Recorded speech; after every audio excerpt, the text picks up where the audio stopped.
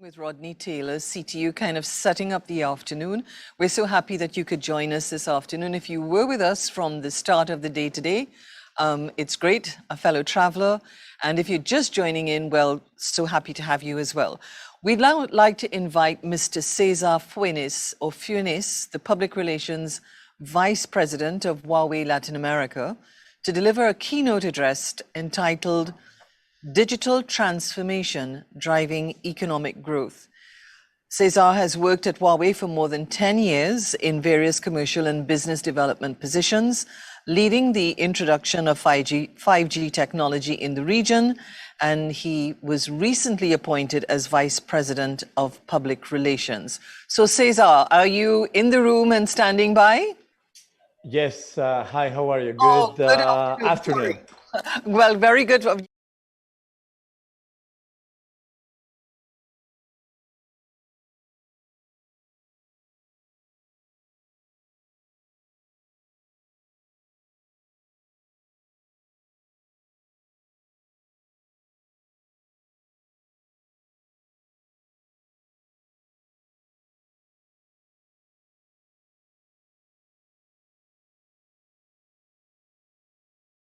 CTU for the invitation and the honor to be part of this great week. So I'm going to share my screen. I wish I'm ready. So as you just described it, we are here in Huawei looking at the process of this changing world, and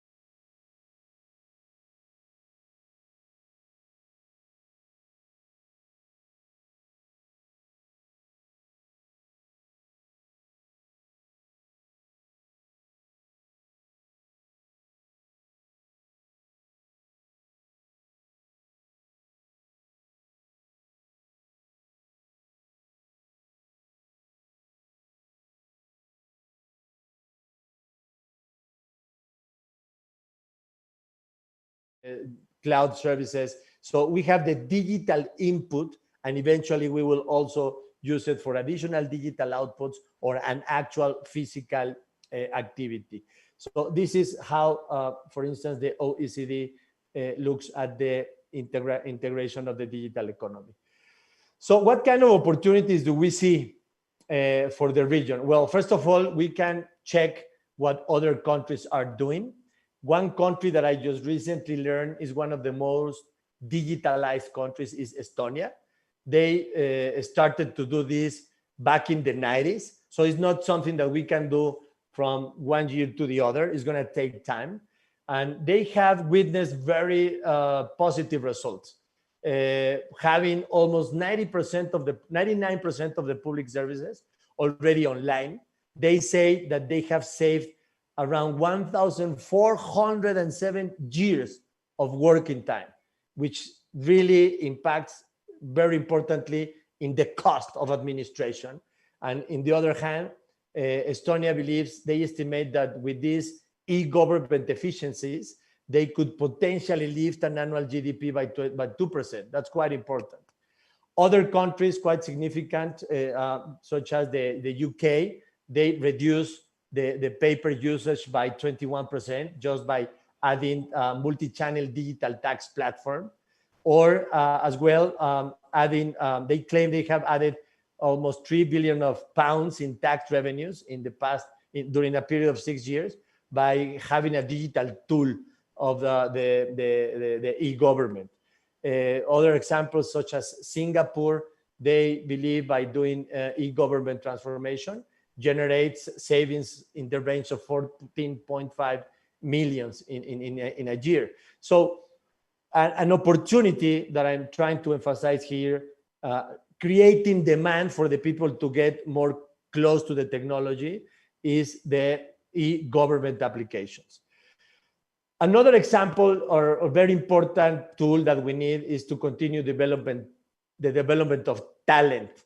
And we know that many countries have a lack of digital skills. And in this case, it's not only something that happens in Latin America or the Caribbean. It's also happening in big countries, in the rest of the region or other big countries. So what we need to do is to continue improving the skills of the people, upskilling and reskilling with upskilling and reskilling programs. In this case, I'm glad to share with you that we have recently signed agreements with the CELAC and also with the Latin American and the Caribbean Office of UNESCO, OREALC, in both cases sharing scholarships for young people, young women, to get connected to the ICT world. And these are going to be available for the majority of the countries in the Latin American and Caribbean regions. And finally, I would like to stress the fact that there are a few things to do when we look at the economy impact of the small and medium enterprises in the region. We see that they have a huge amount or a strong impact, from 50 to 70 to 80% of the economy is based on SMEs. And we all know that SMEs are not necessarily ready to get totally digitally transformed. So one thing that we could see from examples, for instance, in Singapore, we see that there are certain specific programs to guide the SMEs to get connected to the digital transformation. So sometimes SMEs and entrepreneurs doesn't even know what's available there or what's not.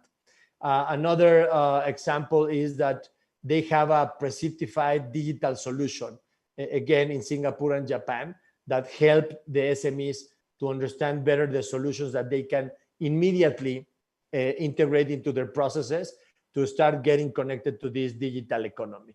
I already talked about talent. E-commerce is also very important. Many small and medium businesses can do business not only in their own country, but probably they can do business in outside of their country, and we can help them to do the e-commerce outside of the the current limitations of the physical geography. And in this case, I can say that in Malaysia as well, Singapore and Japan, there are some initiatives that are helping the SMEs to go global. Funding is not some, I mean, it is something that is always useful. Different countries can help with fundings to incentivize some investments and make the wheel rolling and start from there. And of course, if possible, try to invest in research and development with SMEs, which is going to create the total ecosystem for the country or the region. So certain cases we have seen in some countries in Latin America and the Caribbean, specifically focused on e-commerce. So basically with this, I finished my presentation, just saying that we are in Huawei not only supporting technology, but also the green environment and the social inclusion. Thank you very much for your attention. Thank you very much, Cesar. That was quite an in-depth presentation. And following on even from your colleague this morning, was sort of spelling out some of, in greater detail, some of the initiatives being undertaken by Huawei, and of course, working with partners in government, in institutions, and flagging up something really very important as well. I've been joined by Trevor Privat, who is coming in to moderate the next session, and that is talking about the importance of SMEs, and that very startling statistic about 70 to 80% of SMEs and the need for them to be able to scale up and to be able to transform and participate in the digital economy. So I'm sure there'll be some questions and comments coming from you. I'm not sure that we're going to a Q&A now. I'm not, if someone can give me a hint as to whether or not we're not, okay. But I know that you're going to be around and that you're going to be available to field questions and certainly provide feedback. Thank you so much for that presentation. Thank you all, and I'll be happy to answer anything that I can. Okay, great. Have a good afternoon. So now we enter into the sponsor lightning presentations, which will be moderated by Trevor Privat here, a consultant at the CTU. The very first session speakers, this would be Miss Amy Mellum, Vice President, U.S. Government Affairs and Policy, Viasat, and she'll be speaking on accelerating Caribbean digital transformation through next generation satellite technologies. Let me just quickly reference am I on the right path here in terms of talking? Oh, I am. Okay, great. And then we have Iman Sheehy, Irish, definitely, Director of Public Sector Cloud Carib, and Mrs. Scott McKenzie, CEO of Cloud Carib, will be speaking on achieving greater control and sustainability in digital transformation. We have Mr. David Gary, General Counsel, Digicel Group, who will be addressing regulating the single Caribbean ICT space. He's a General Counsel for the Digicel Group. We've just switched cameras, and he's been in the region since 2013, having moved around where Digicel has its operations, like in the Pacific and so. And then we have Mr. Darrell Duke, who is the General Manager, Enterprise Services, acting General Manager, that would be at TSTT, who will speak on cloud services. He's the General Manager, and he has over 25 years of experience in leadership. And so, Trevor, I'm going to throw it straight at you because this is your baby now. Yes, thank you very much. Thank you very much, Joanne. Yes, and good afternoon, everyone, and good afternoon to our sponsor lightning presentations.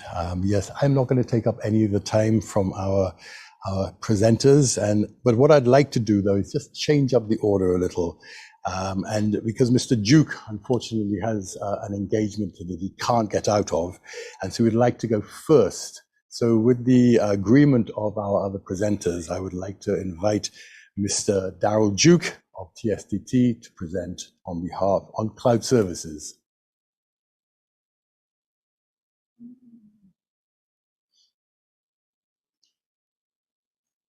Are you hearing me clearly?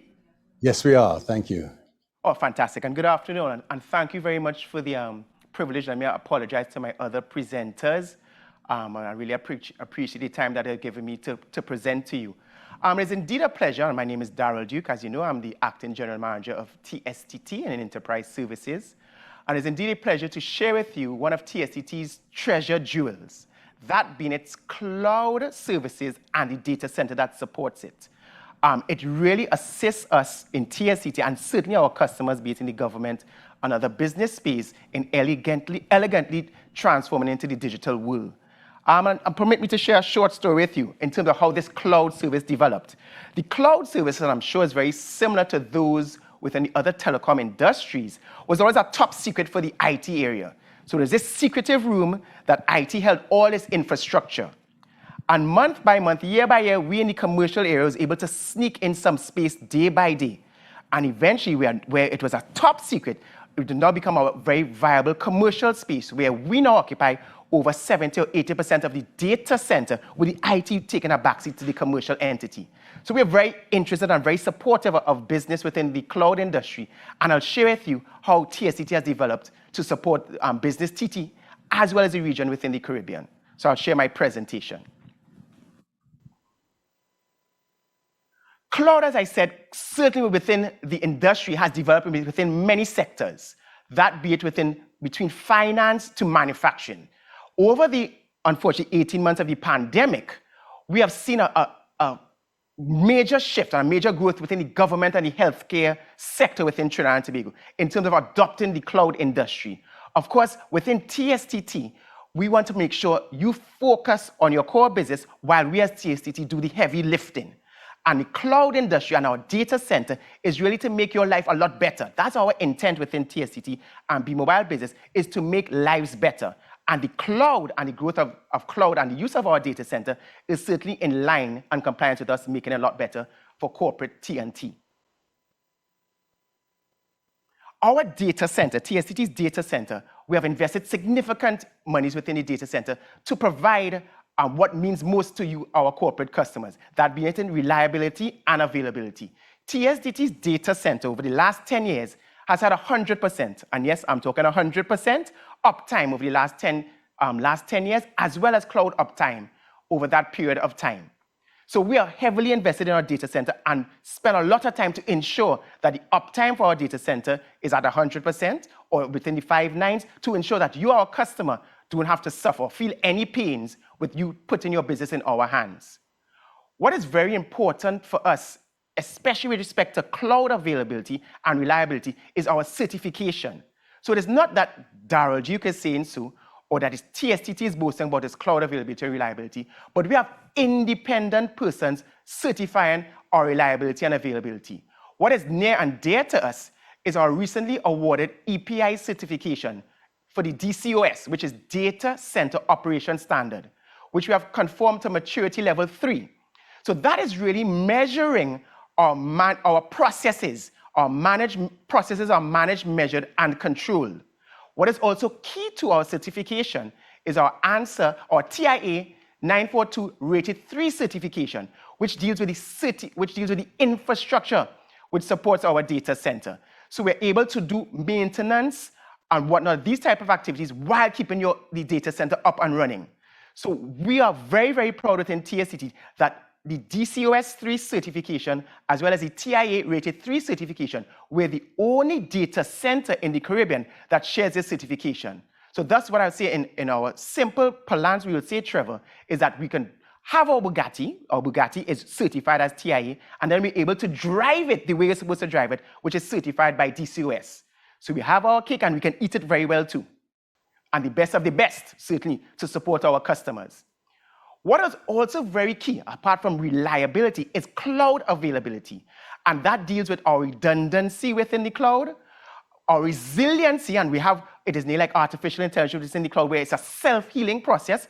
If within the cloud infrastructure you realize there's some challenges there, it will automatically transfer into different infrastructure that does not have the similar type challenges, and that's what we really have in the hypervisors, allow for that self-healing, we call it self-healing, as well as we have reliable infrastructure. We have redundancy to ensure that our infrastructure is fully available to support our customers, because you are putting our trust of your infrastructure in TSTT's hand. So we're ensuring, not via my word or TSTT's word, via our independent auditors, that this infrastructure is highly available and highly reliable.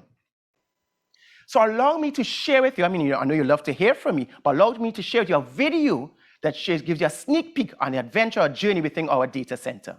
Thank you.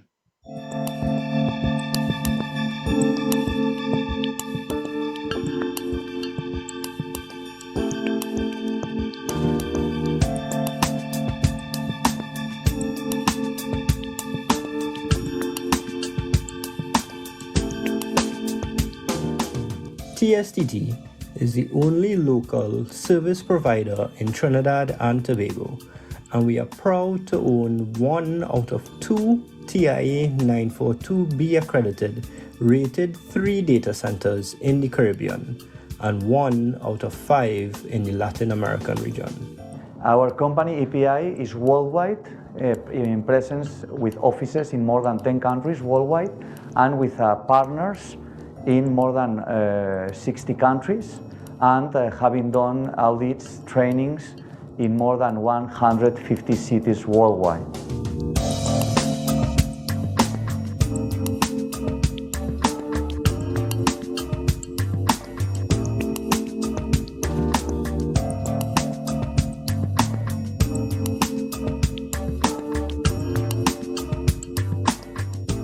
So in terms of infrastructure, we have 2 12 kV feeds from TNTech, which covers our power aspect.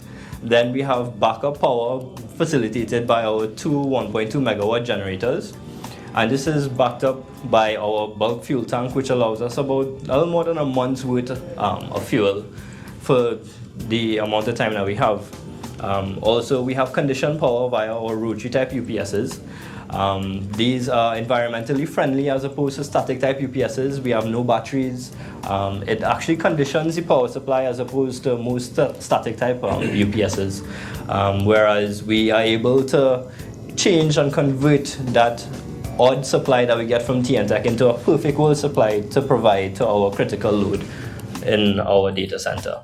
We've really invested a lot into getting the data centers fully certified. TSTT's data center is TSTT's state-of-the-art data center in terms of electrical, power, control, and IT hardware. We are TIA 942B certified as a rated 3 data center. This accreditation not only covers the electrical and mechanical aspects of the data center, but includes categories such as security, architecture, networking infrastructure, fire suppression, and safety.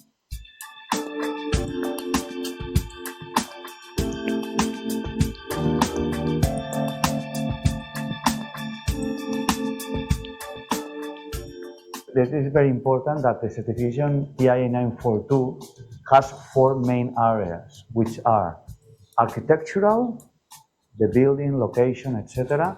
Second, mechanical, including cooling, safety, security, fire suppression. Third, electrical, and fourth, telecommunications, to make sure that your communications are uptime and reliable. We developed a complex system based on world-class technology and sound infrastructure for our own success. This TIA certification also means for our customers that we're fully certified in producing and also rendering telecommunication services and connectivity for our clients. We know the effects of the labor and all the natural disasters and the laws that are prohibitive towards people in the region putting their stuff on the cloud. We at TSTT could give you that comfort zone and that your data is perfectly fine and secure. We have partnered with all the major security firms, whether it be Checkpoint and Palo Alto, to provide you with that comfort. And we are also have expertise in all the engineers that operate our cloud services, so they are aware of all the new trends in the industry and to assure you that your data also stays on island and there's nowhere outside. So to give you that sort of comfort zone. Our client base, is from the big companies like HP, IBM that we have partners with, but also big telco companies, government agencies, banks, universities, everyone that has a data center, because they need to make sure that the reliability of their data center is secure and they do the right service and a reliable service to their customers. This data center is TIA 942 certified, which means it meets international global standards and the highest standards for data centers.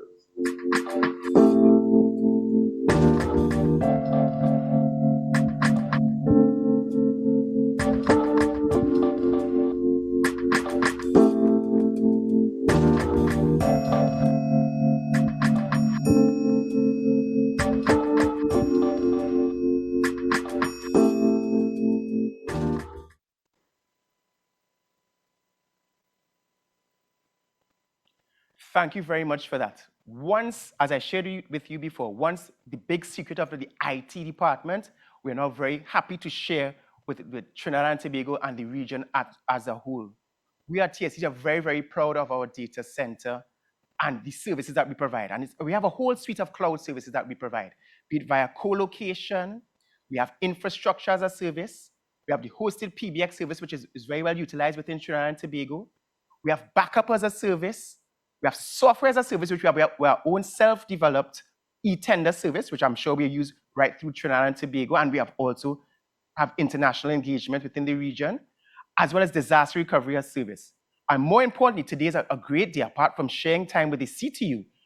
Life is on with TSCT and B-Mobile, as we have just launched our Huawei Hub, our video collaboration as a service, which is another item that we add to our cloud suite of services.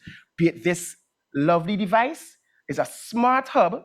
Once placed, a smart TV, once placed in the cloud, is like a smart TV on steroids. And we have launched that today, and we're very, very proud to have launched that today in conjunction with our strategic partner, Huawei. So we have a lot of services which are ably supported by our very well certified data center. What is very, very key for us in TSCT is the VMware Cloud. And the VMware Cloud allows us to store data across multiple platforms in diverse geographical locations. Being a QRC old boy as myself, and I'm sure Mr. Privat will be very aware of that, one of our greatest scholars, Dr. Eric Williams, the then Prime Minister of Trinidad and Tobago in 1961, made a statement with respect to Jamaica's department from the Federation. I know the committee was talking about the Federation before, that 1 from 10 leaves naught.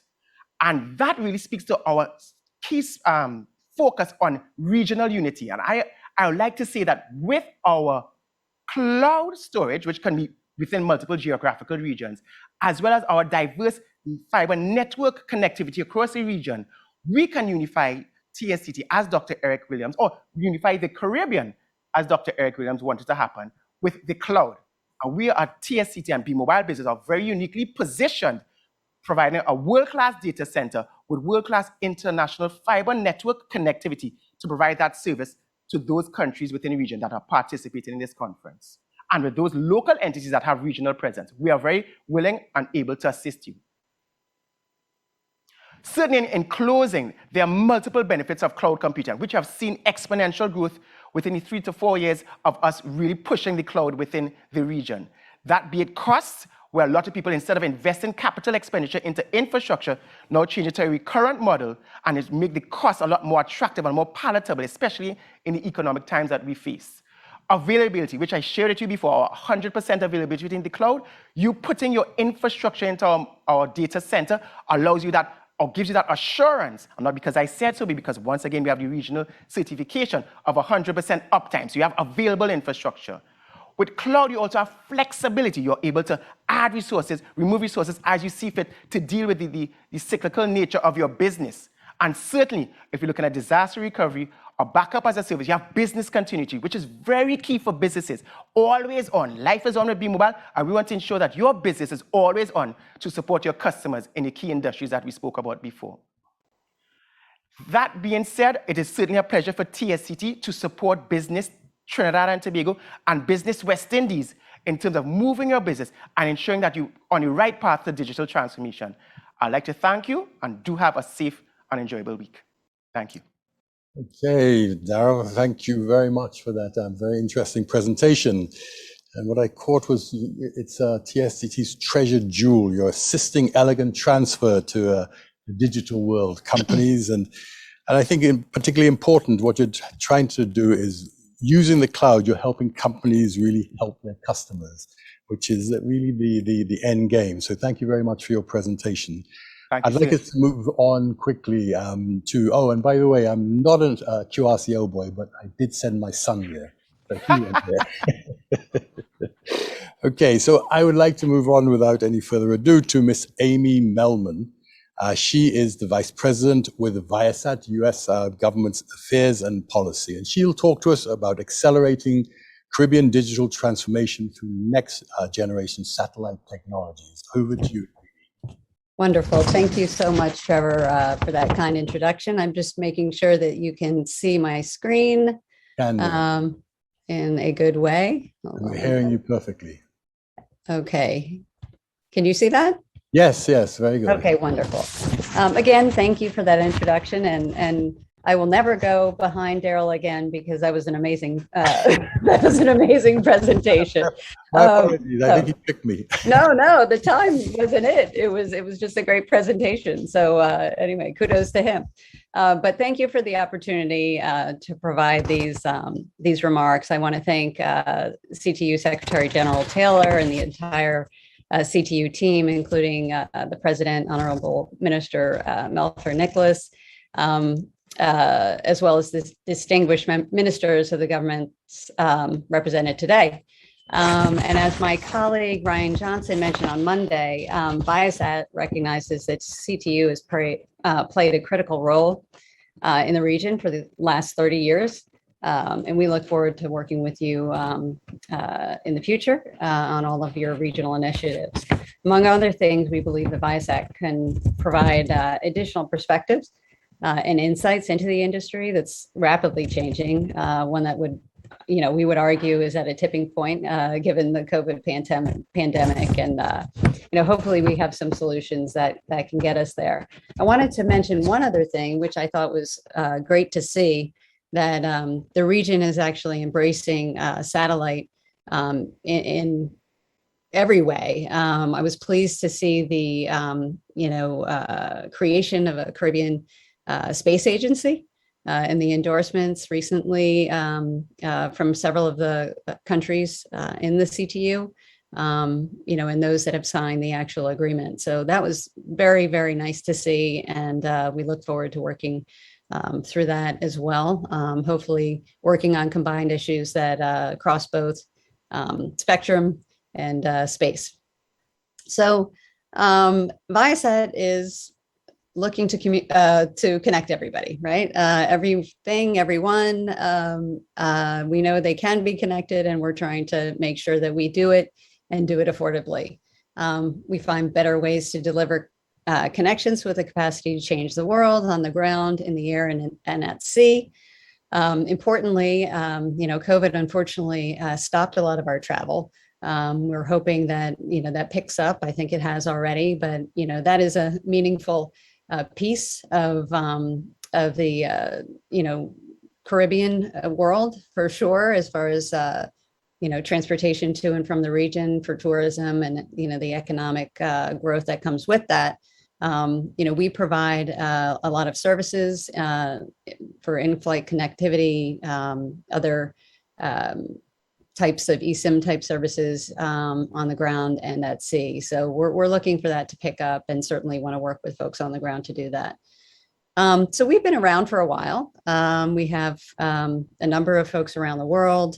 We've expanded into Latin American region and the Caribbean region significantly over the last few years, and we're pretty excited about that. We had a number of satellites that we had launched already. The latest covering the area has, the capacity, more capacity than anybody had ever had in a satellite before. And the next ones that we're going to be launching are going to have double that capacity. The Viasat 3s that we're actually about to launch next year will cover the entire region. They will offer over a terabit per second of capacity. That means, 100 megabits per second or more base speeds to the consumer. And importantly, that's at an affordable rate. Everything that we do is in an attempt to get adoption, right? To make sure that everybody and anybody that can get online, if they need to get online, can do it and do so affordably. Our satellites, are designed for about 15 years of life. They're expected, as I mentioned, to be that much more cost efficient than even Viasat-2. So again, as I was mentioning, these are the highest capacity satellites that there were, to date when we launched them, and we're going to be launching more going forward. The reason we're doing what we're doing is to get the platforms that are so important to what is happening today, even, right, with telemedicine, e-learning, e-banking, and e-commerce, so that we can actually do what we need to do from home or anywhere. And we can, again, as you'll see on this chart, do it a little bit more affordably. GSO technology still seems to remain the most cost-efficient technology. Others are coming down. Those costs are coming down. That's great. But I think it's everybody's incentive and intention to make sure things are affordable for everybody in the region. So what we do, we mentioned, obviously we want to connect everybody. These are residential plans, they're internet, Wi-Fi cafes or other services like that, through our Viasat community internet, in the air, at sea. We actually recently also purchased a company called RigNet that provides solutions for the oil and gas industry, among other things. So we are heavily involved in trying to figure out how to get these solutions down into the CTU region and make sure that we work with folks, on the ground level.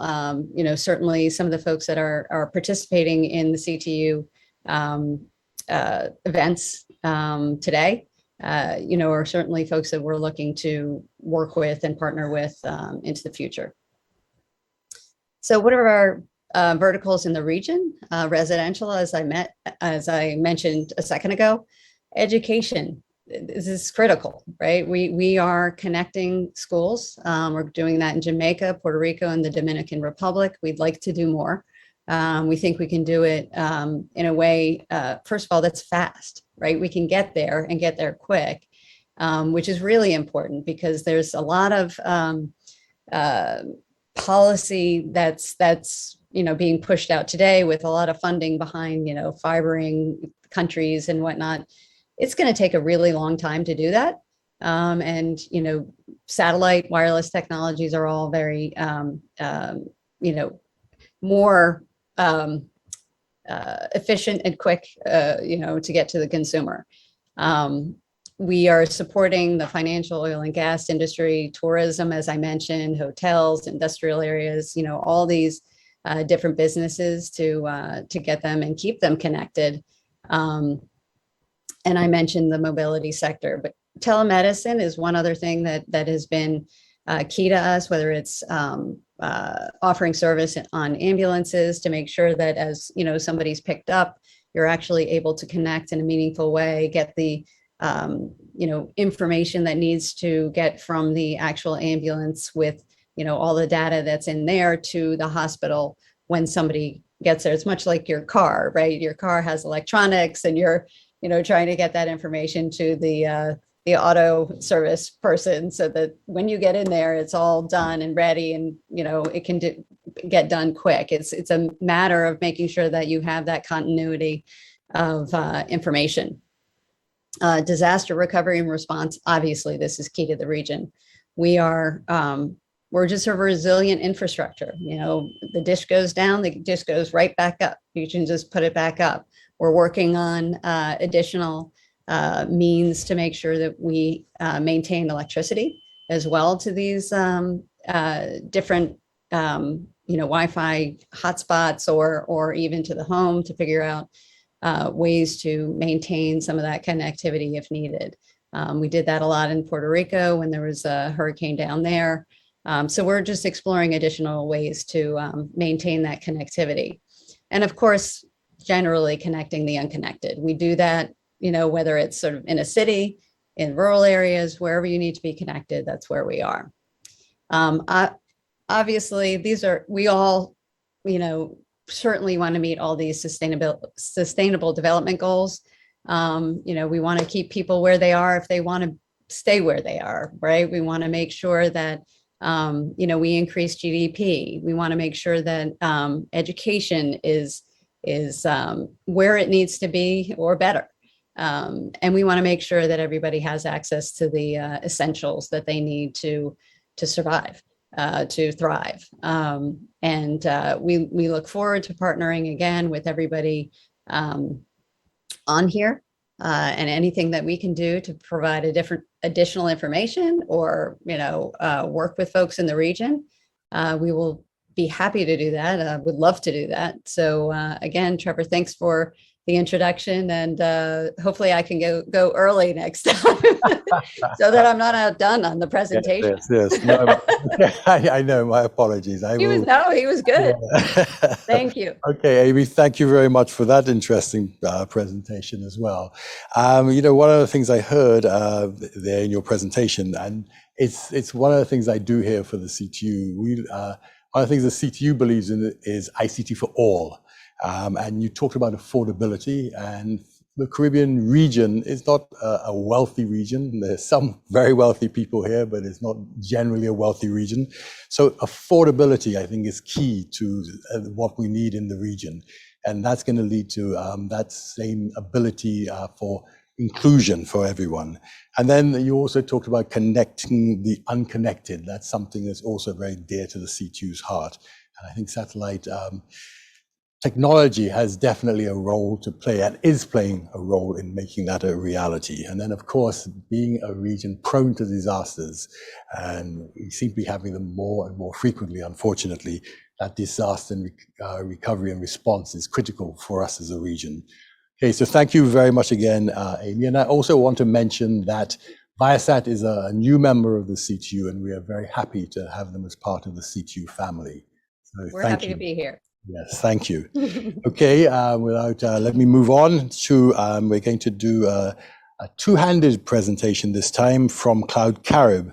We have Mr. Eamon Sheehy, who is the Director, Public Sector, and also Mr. Scott McKenzie, the CEO. And they're going to speak to us about achieving greater control and sustainability in digital transformation. Gentlemen. Thank you very much, Your Excellencies, distinguished delegates, all protocols being observed. It's an honor to present here today for myself and for our CEO, Scott McKenzie, on the topic of achieving greater control and sustainability, regional imperatives for digital transformation. And the first thing I think I might say is that achieving greater control, maybe we could change that to achieving greater self-reliance. Because ultimately that is what we want to do in the region, is to achieve greater self-reliance and sustainability.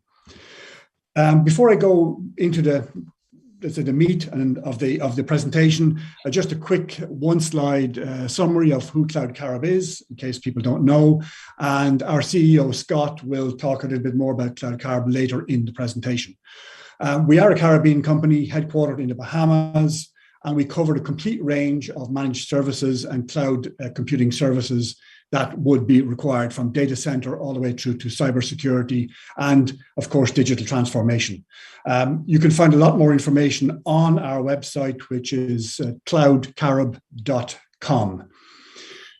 So jumping into the presentation, I want to really cover two areas: data sovereignty and data privacy, and sustainable costing models for digital transformation. And then, of course, Scott will cover why choose Cloud Carib. The first thing to say about data sovereignty and data privacy, well, I think we kind of know what data sovereignty is all about. It's been mentioned earlier on today. It was also mentioned on Monday, and it really talks to the jurisdictional control of data and who the legal authority is and how it can be asserted over data. And although this particular statement on data sovereignty or definition talks about jurisdictional boundaries, we already know internationally that some countries have extraterritorial views on where their legal standing goes, particularly the United States of America with the Cloud Act and the Patriot Act. And I'll come back to that in a little bit as well. So what's important is that as the Caribbean develops its digital transformation models, and there's a lot of talk about going to knowledge-based societies, you need to know where your data is. You need to know who accesses that data. Is it secure? And actually, do I control my data, or can somebody else control it? And this is particularly important when you start looking at things like infrastructure as a service and software as a service.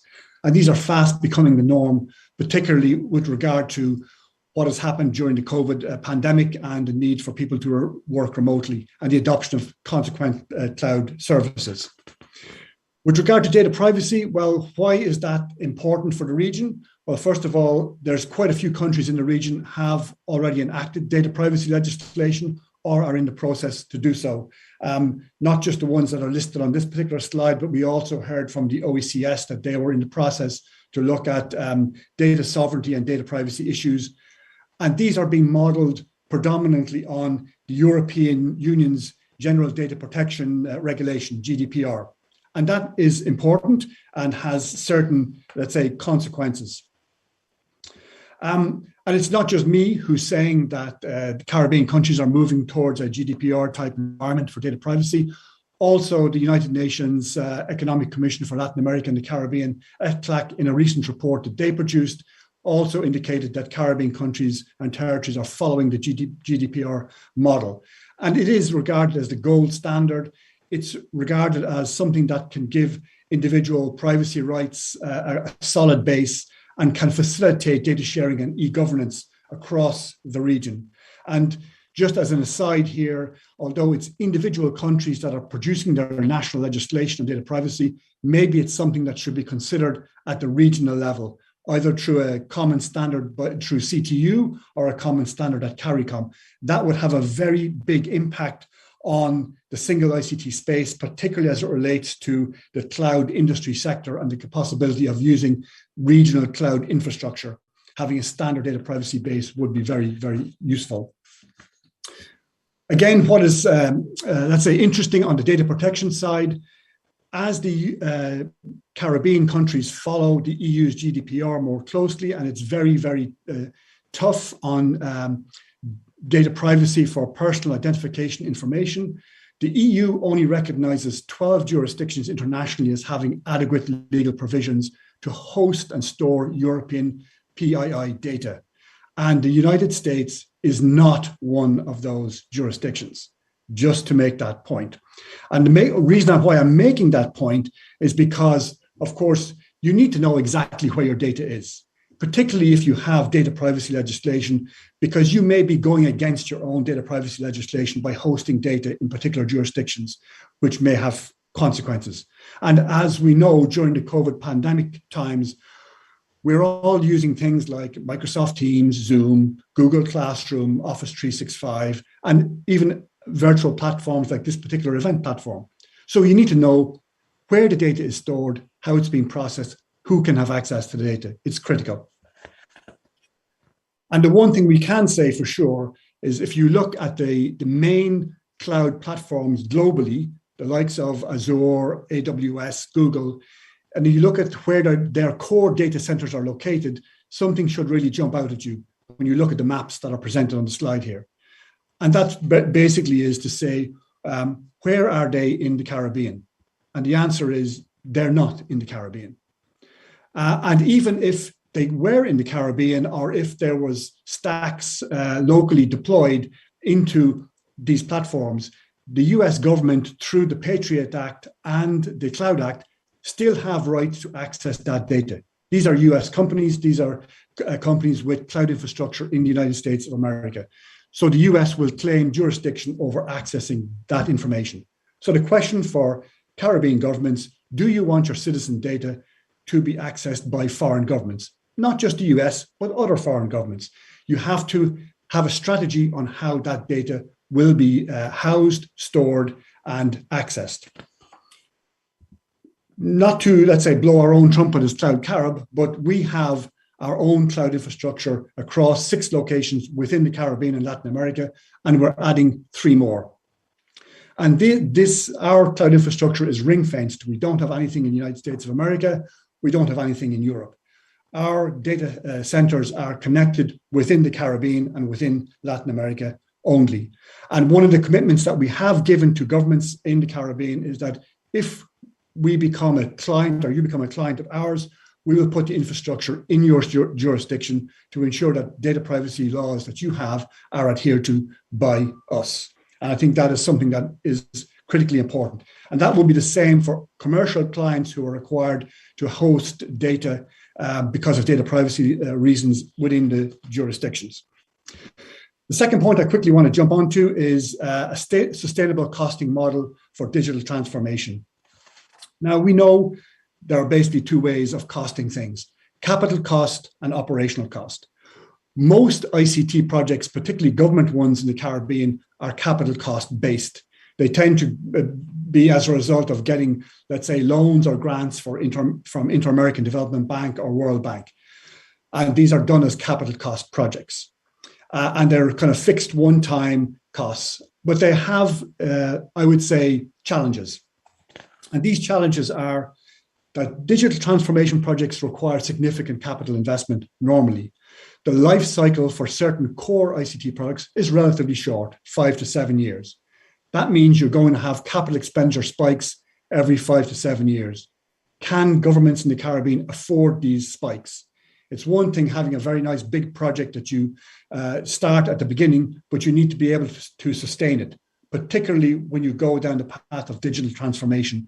You can't just turn off your applications because you can't afford to replace the equipment. So this is something that has to be considered.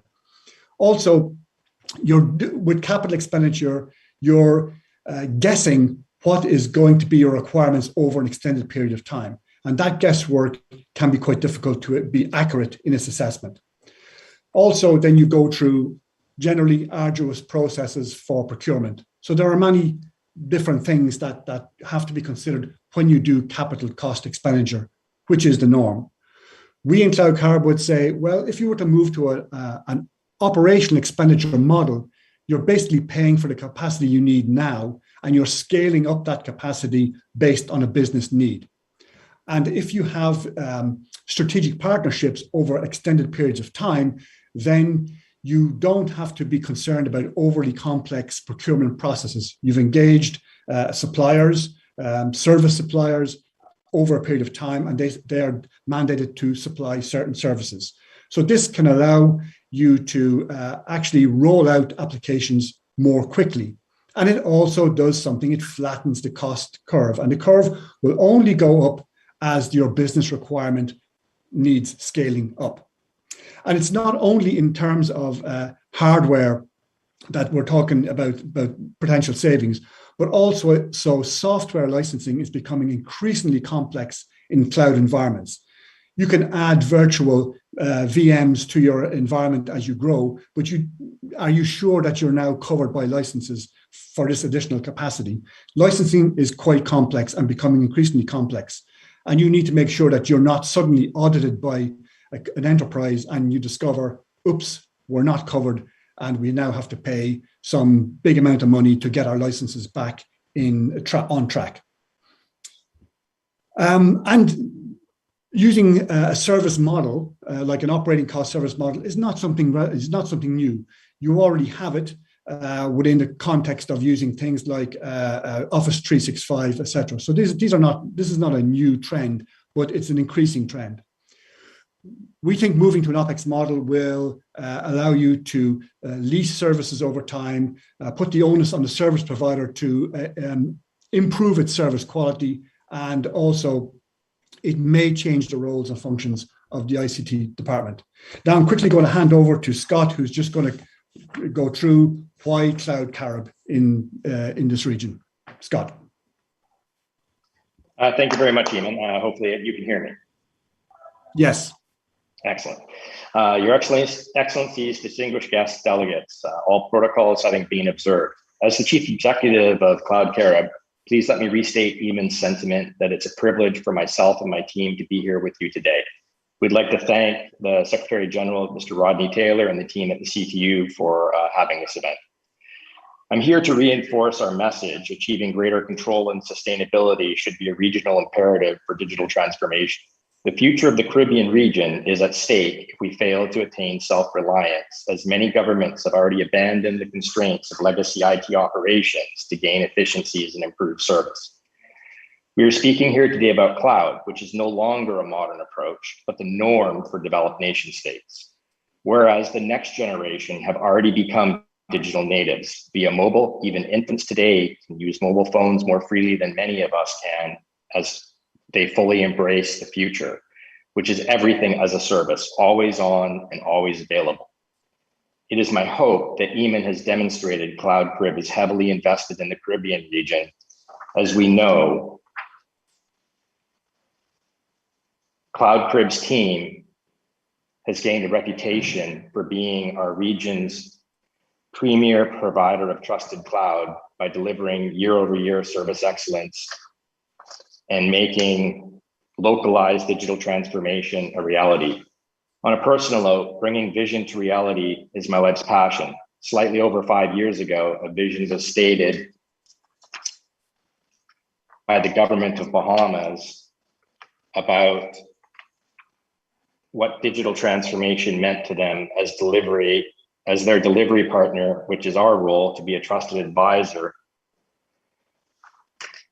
for our clients, which we see as our service delivery partners, to bring their vision of digital transformation to reality. Once we were provided their vision, we began a digital transformation journey with them to modernize the government's practices on how and where they house their compute infrastructure, the networks that connect the infrastructure to the national carrier networks and the world, the provision of a high-density, hyper-converged compute, storage, and cloud network fabric, along with modernization of voice and collaboration services. Today, over 98.6% of the nation's revenues are generated by this very infrastructure. Infrastructure designed, built, operated to be highly resilient,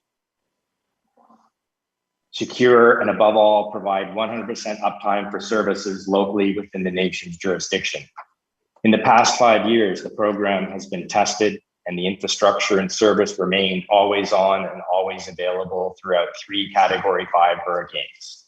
The service is 100% available for mission critical voice and data services during these events. In a modern nation, no downtime or outage of application should be tolerated, as the current younger generations of citizens are now digital natives and expect to work when they want, where they want, and how they want, not 9 to 5. Privacy for citizens, 9 to 5. Data is the new currency of the world. We must protect it for future generations. The world's most valuable companies today are no longer fossil fuel related, but data-driven and knowledge-based businesses. There is no doubt we must protect data by drafting new modern data privacy, data jurisdiction, and data residency laws directly within the regulations of our nations. Protecting development for future generations must become a principal driver in the decisions we make today.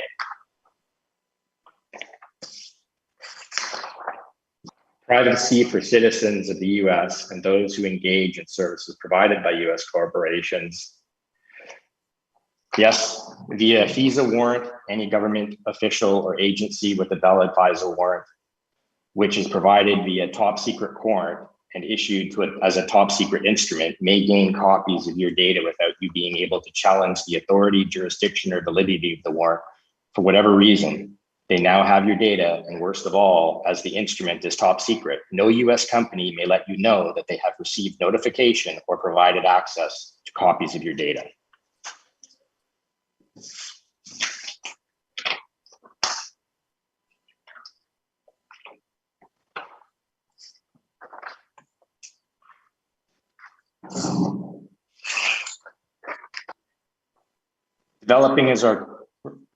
Developing our region's next generation. Oh, sorry, Eamon, if you can change the slide. Yes, thank you.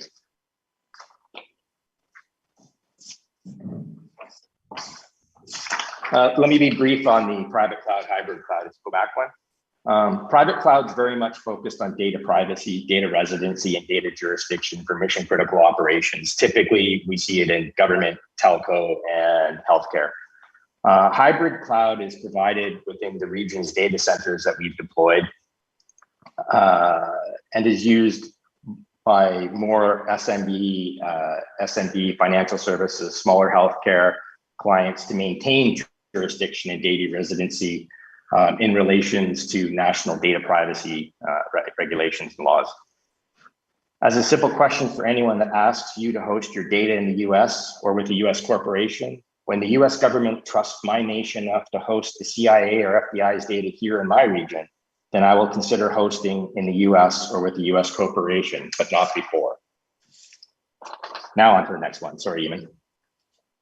On the subject of developing people, developing our region's next generations, the key to avoid remaining stuck in legacy IT operations. With that in mind, we have built out the Cloud Carib Center of Excellence located in Nassau, Bahamas. The purpose of the facility is not for profit and designed to have a space within the Bahamas where technologists of the next generation may gather to collaborate and learn from each other and our global team of experts that now call this region home. Please come and visit us the next time you're in Nassau or if you're interested in a localized program. Please let me thank everyone for letting me speak here today, and we hope to meet with each of you very soon. And now back to the moderator. Thank you, Scott, and also thank you, Eamon, for a very interesting and eye-opening presentation. I think there was a lot of thought-provoking issues that certainly I wasn't aware of, and I don't know if Josanne was aware of them either. And so it really is something that we really do need to pay attention to. You know, one of the things that I think was made clear in Eamon's slides was that whilst, yes, some of the states within the Caribbean have moved to upgrade their legislation looking after data protection and privacy, a lot of them, the data I was seeing was 2011. So we obviously have some work to do in the region to sort of bring ourselves up to date. And so I really want you to thank you both for that very thought-provoking presentation. And also to let everyone know that Cloud Carib is, we're very proud to have Cloud Carib as a member of the CTU. Okay, so let me move on so we can hopefully get in some questions and answers. Let me move on then to Mr. David Geary. David is the General Counsel of Digicel Group, and he's going to be speaking to us on regulating the single Caribbean ICT space. David.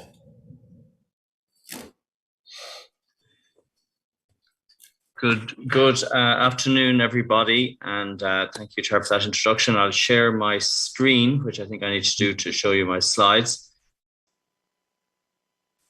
Now, can everybody see those? Yeah. Yes, great. Okay, thank you. Well, good afternoon, everybody, and over the next few minutes, I will speak about regulating the single ICT space, and this is a very important issue. I know we've spoken on many occasions before about this, and I suppose an important point is that when we talk about a single Caribbean ICT space, we also need to be mindful that we're really talking also about a global ICT space, because that is what the market has become. We're in a global digital economy now, and it's quite important that we adapt this and we equip the Caribbean with a harmonized regulatory and legal framework that's fit for purpose for the age. We've had a national approach to regulation and legal frameworks. That has worked well for the liberalization of telecoms over the past 20 years, or 20 years ago, in fact, really. But I mean, we have to be honest and say this approach is not adequate for the global digital economy, and it's quite problematic for our region. Big tech and we all know who they are becoming the main competitors, not just of telcos, but also of many of the local industries that exist in the Caribbean today. And we can see over the COVID pandemic how they're, dominating and moving into new sectors. And telecommunications is just one. They're going to be doing food delivery and grocery delivery, also medical consultations, everything you can imagine that can be done digitally. These companies are getting into it, and they will dominate them.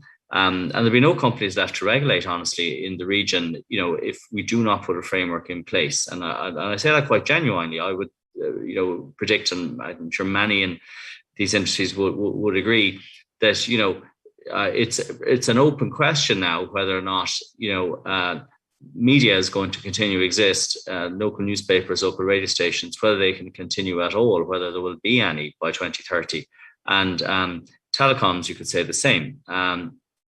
So this is not an esoteric question. This is quite important, and it's something that we can do. But over the next few minutes, I'll explain why it is urgent that we act now, and also what the solution is. And I mean, quite in brief,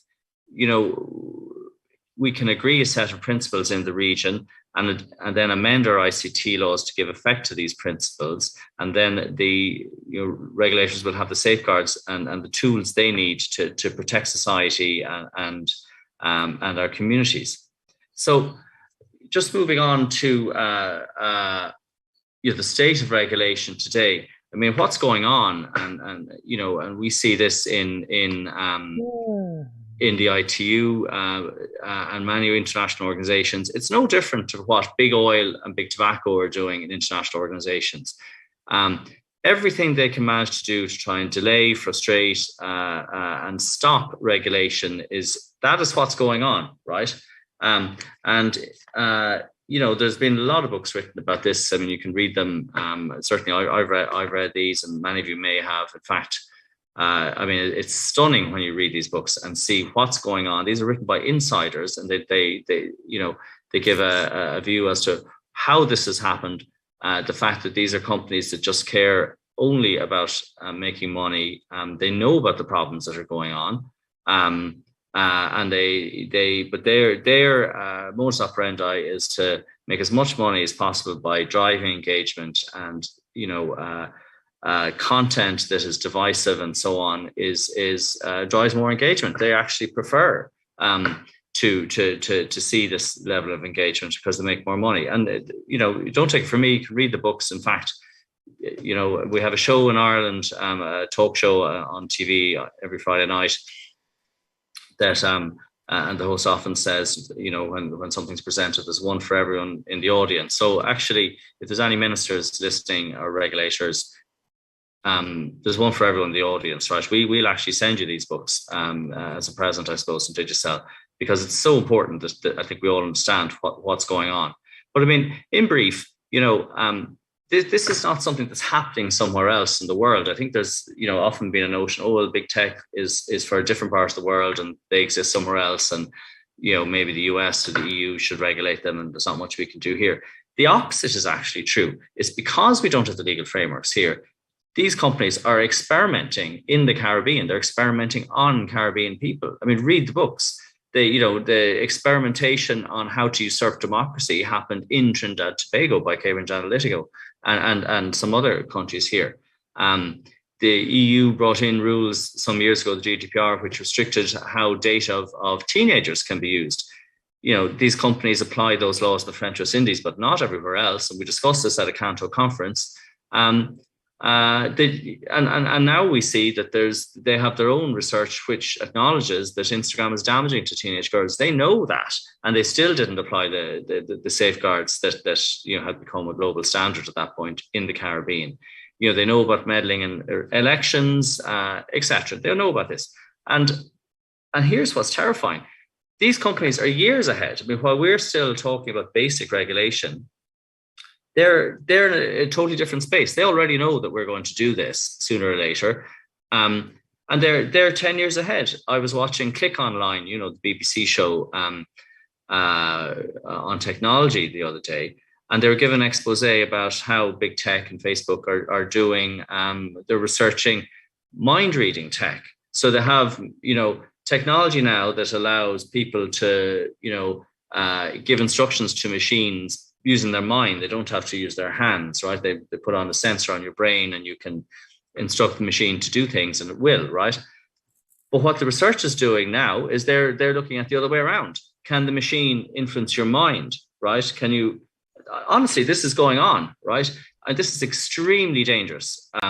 There's companies like this that we already know can't be trusted and where do you think they're going to experiment, by the way? The track record, we already know where they're going to experiment. They're going to go to the countries where there's no laws or regulations.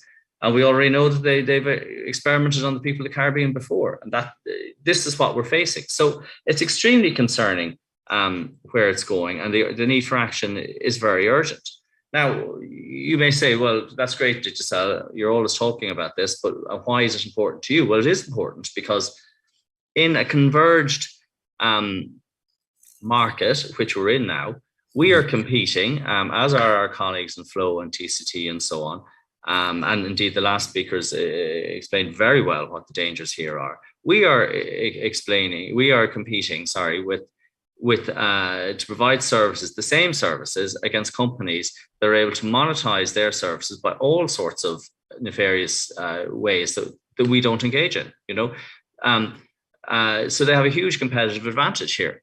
In addition, there's a long track record, well established, and again in the press, about how they seek to eliminate competitors and engage in anti-competitive practices.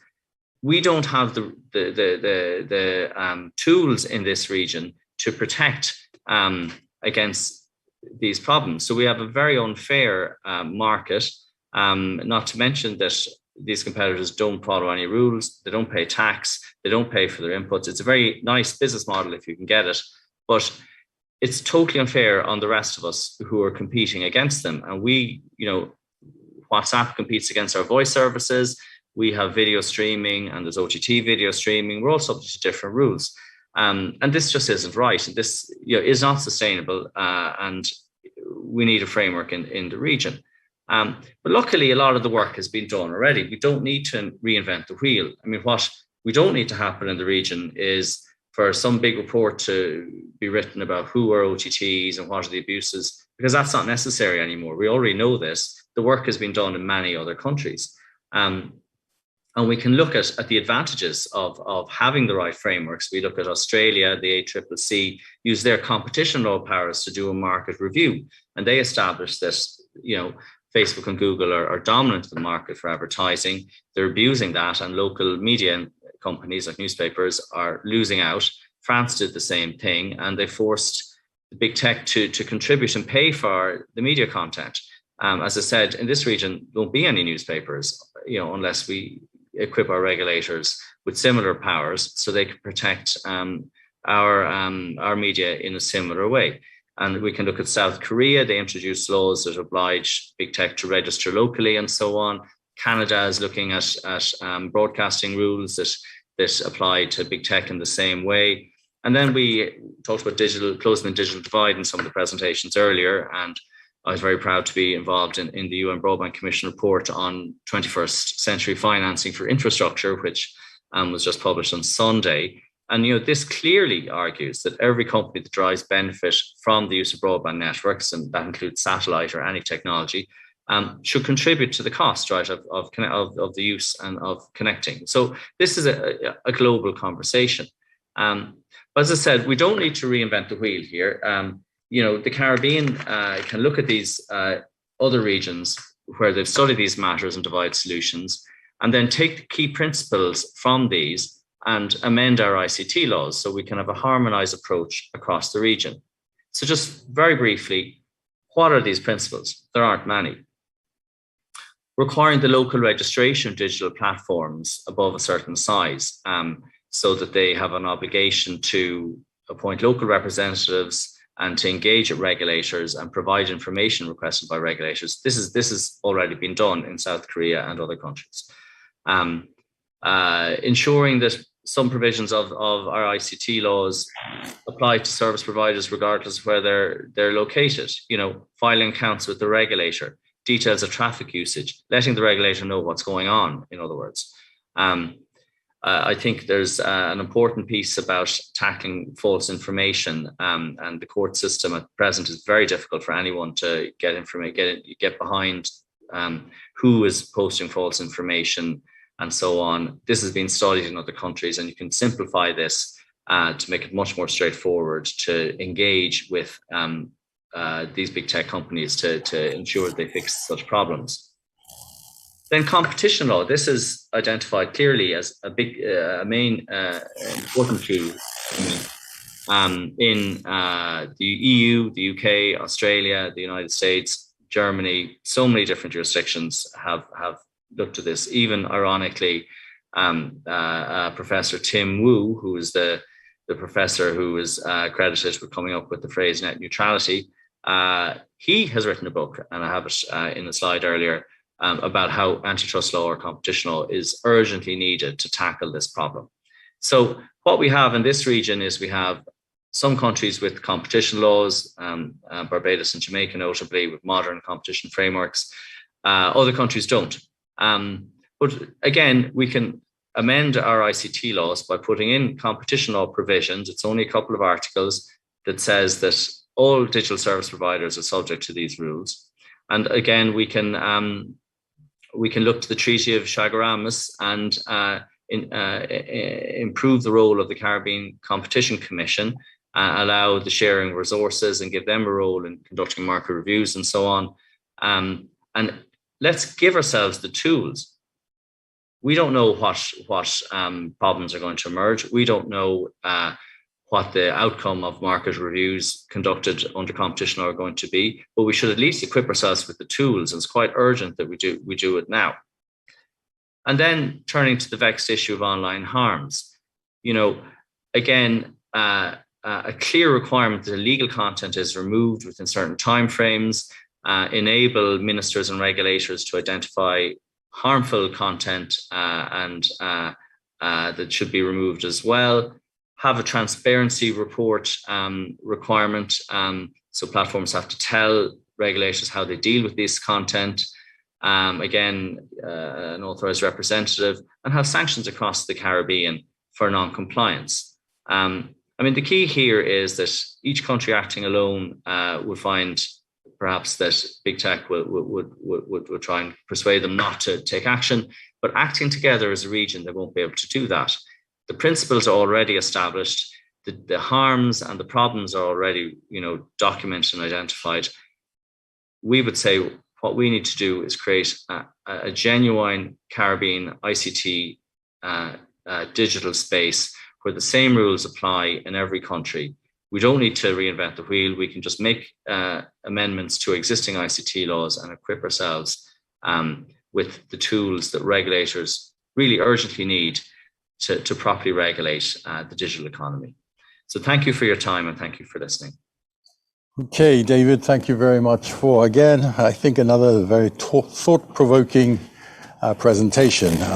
Certainly the CTU is very supportive of harmonization of regulations. So you don't have to talk to us about that. We do believe that that's the way we should go.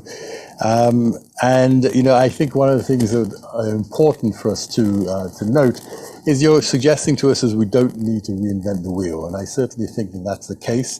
But certainly we just need to make sure that it's going to be tailored to our requirements in the region here.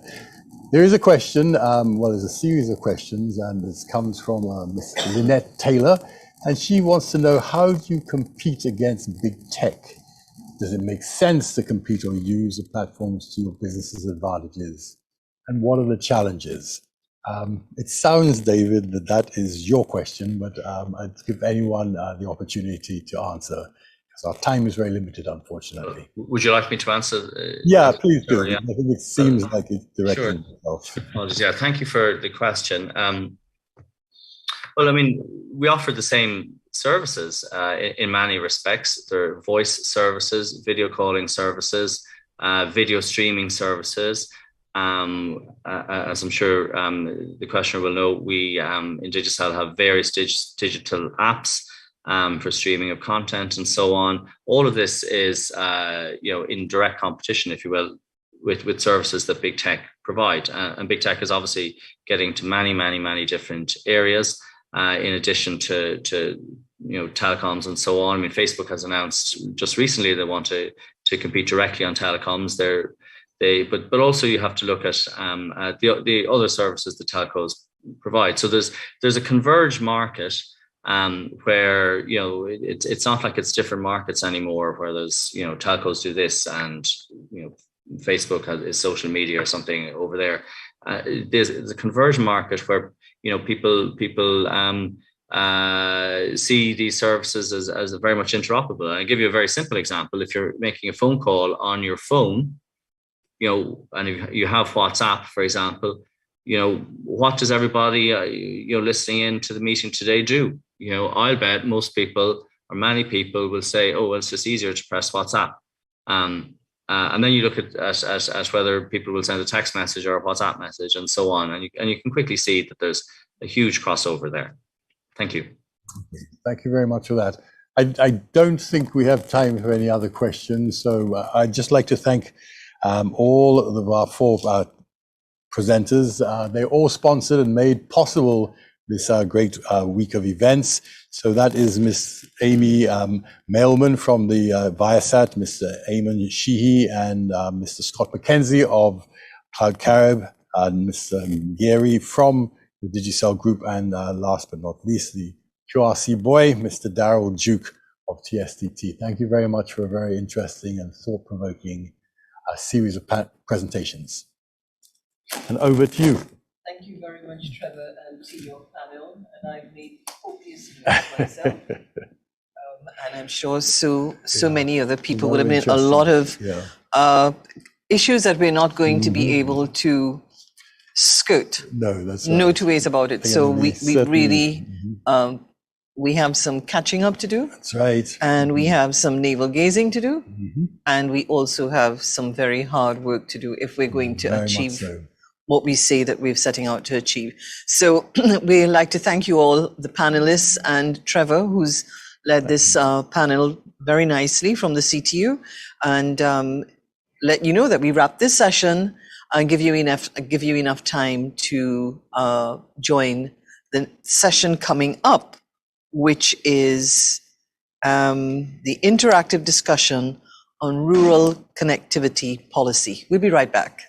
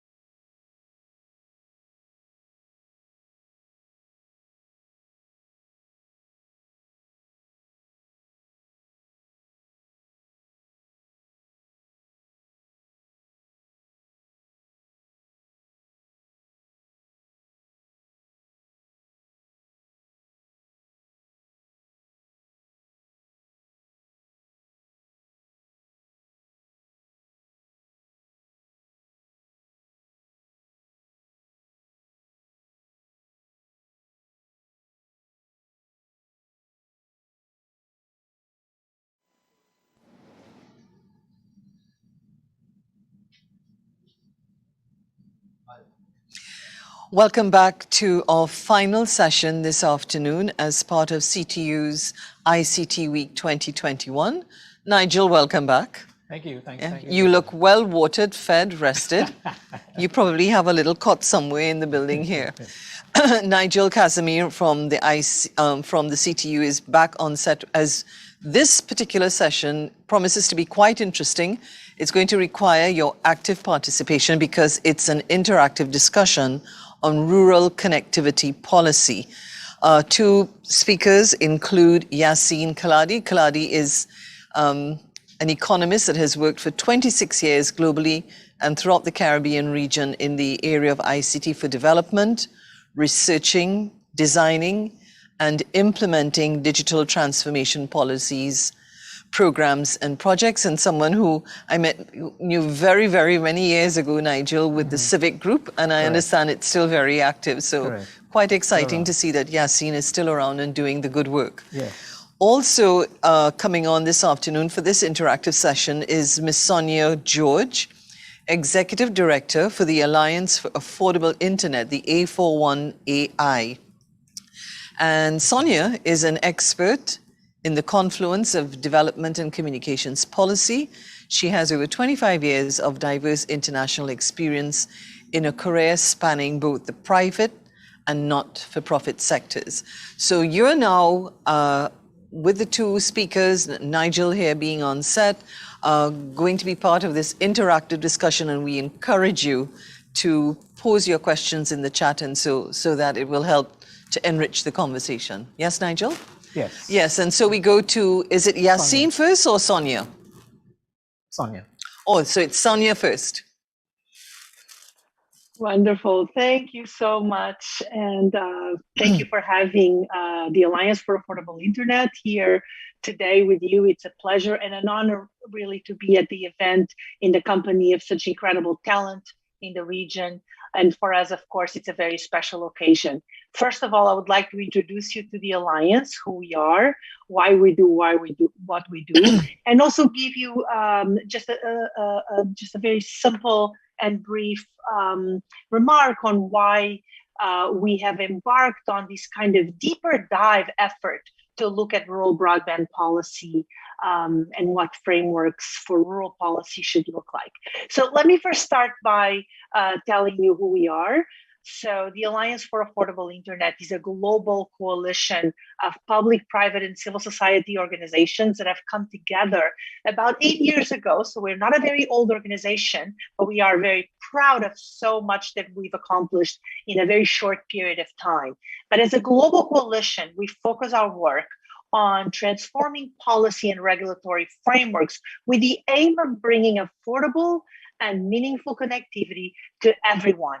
We are especially concerned with low and middle income countries in the wider global south, for lack of a better term, apologies. But why is that important? Because those are the regions of the world that not only need the most attention to really reach the goals of universal, affordable, and meaningful connectivity, but sadly are the countries in the world that also have the largest and greatest percentage of unconnected populations.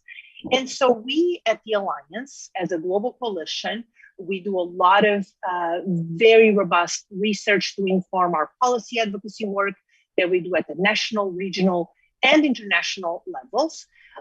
We also work directly with governments to show and to support and illustrate how new policy frameworks can be activated to support affordable outcomes and meaningful connectivity. And as we've done that, and as we embarked on this journey in the last decade, it became very clear to us that if we don't take a closer look at rural areas and the intricacies and complexities of rurality, we would really be shortchanging great amounts of the population in many parts of the world. And so just to give you an idea why that's important to us, in addition to the fact that many rural populations are the greatest percentages of those who are unconnected, including rural women and the poorest of the poor in each of the countries, the reality is that on average in low and middle income countries, only about 14% of rural communities are connected, rural people are connected, when about 40% in urban areas are connected. So the disparities for low and middle income countries are not only very wide, but are quite concerning when it comes to rural areas.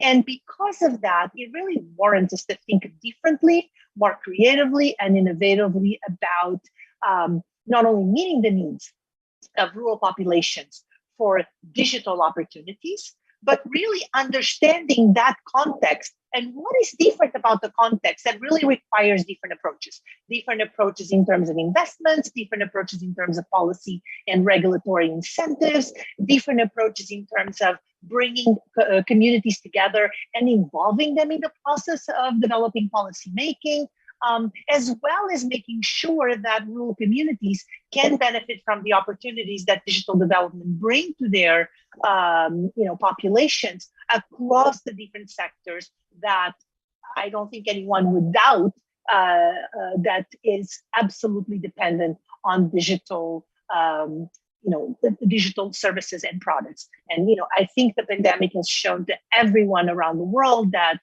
from the health sector to the education sector, agriculture, planning, finance, there's so much dependency on a strong digital economy that we cannot have that kind of support be just one-sided. And it really needs to benefit everyone, including every single citizen in every country. And when I say everyone, I mean really everyone. Women and girls, poor populations, those who live in rural areas, but everyone, and with a special interest in marginalized communities. So I'm going to pass on to my colleague to present to you what we called the Rural Broadband Policy Framework, which is a framework that we developed in cooperation and collaboration with a couple of our partners, including partners who are working at the global level with many different kinds of communities, so that we developed a framework that reflected the needs of those communities, not just say in Latin America and the Caribbean, but also in Southern Africa, North Africa, in Asia, etc. And so we hope that this framework not only is a stepping stone for better policy making that focuses in rural areas, but also a framework that you can all utilize and benefit from as you think specifically about rural populations in the Caribbean. So thank you so much for having us. And I'm going to pass the word to my colleague, Yassine. Thank you. Thank you. Yes, thanks. Thank you, Sonia. Thank you. Hi, everyone. Thank you to the CTU for allowing us to have this presentation and exchange here to really look at this very specific angle of the digital divide and the need and advocate for the need to have specific policies to make sure that all in the rural areas are connected. Myself, I'm an economist, and I know that one of the reasons why the social divide, the economic divide between urban and rural might get bigger is the lack of connectivity, or the lack of having the same experience of connectivity that you can have in town in a rural area. And I see no reason, if now the web is a lifeline, the internet access is even promoted in some countries of the Latin American region as a right or as a public service, why the rural should experience less than the urban. There is no reason for that. And if we don't address that, it for sure will deepen the social and economic divides between rural and urban population. So we're going to look first at some statistics in the area, see what do we know about that, and we're going to look at the rural broadband. The next is to have this exchange. The idea was after we present this framework, we can really have a discussion with the stakeholders that are in here in this discussion, in this workshop or session, to see how much of that is really relevant and can be applied, and how, and what would we need to do to have it applied in the Caribbean region. So really the idea is here to see how relevant and how it's possible to push for this kind of frameworks into digital connectivity policies in the region. And last, we're going to just open the door for a workshop, a longer workshop that has not yet been decided the dates, but that with CTU, we plan to deliver to help really the hands-on work of developing or applying this framework to an existing or a policy in development. So we really call for policymakers and stakeholders involved in policy and regulation in the Caribbean that are interested in applying the principles of this rural broadband policy framework to subscribe. And once we have a date, we can have a workshop where they can implement, let's say, or integrate, adopt the framework in their own policies and regulations. So, yeah, so the start with a few data that I guess, I mean, it's nothing new for the data that is on the screen here about online population, a low rate of fixed broadband, and a mobile broadband penetration of around 37-38% in the CTU member countries, according to the GSMA analytics that we have. What we don't know is how much of these who are connected are experiencing what we call meaningful connectivity, and I will come just next to that concept. How much of those who are connected have an affordable service offered to them, and how much of those it happens, I mean, what's the population in the rural areas that are connected, either fixed or mobile broadband, and how. The concept of meaningful connectivity, I'm just going to go very quickly to it. We already had, I think in the IGF, Caribbean IGF, a session about it. It's really looking at the experience of being connected. Right now, we have this simple binary. People are either connected or not connected. When we look at how many people are using the internet on the ITU website, it will just answer to that question of, have they used the internet once in the last 3 months, no matter what kind of internet, what speed, what quality, whatever. And that is blocking the screen somewhere. I think, Nigel, you have your mic open. So that quality of the experience, especially in the context of the pandemic, we have demonstrated that connecting once every 3 months, of course, doesn't give you any opportunity to participate fully, even just to survive in this context. So, or to survive, I mean, at least to maintain your situation, not to thrive or to develop or whatever you can do, your potential. So we have developed this concept that and these targets for meaningful connectivity. That means that you have to get the right speed, an appropriate device, enough data, and be able to use the internet every day. So if we calculate those who are connected using the current standard, which is using once every 3 months, versus meaningful connectivity, there is a lot of difference. And we have tested in 3 countries. That was a couple of years ago. Now we are developing this in 9 countries. And we see the difference between those who are considered connected, like in Colombia, 80%, but when it comes to meaningfully connected, it's only 50%. And we have the same kind of gaps for gender. In some countries in the Caribbean, many countries say, oh, we have as much women as men connected, but I'm sure that if we look through the lens of meaningful connectivity, we will get some surprises.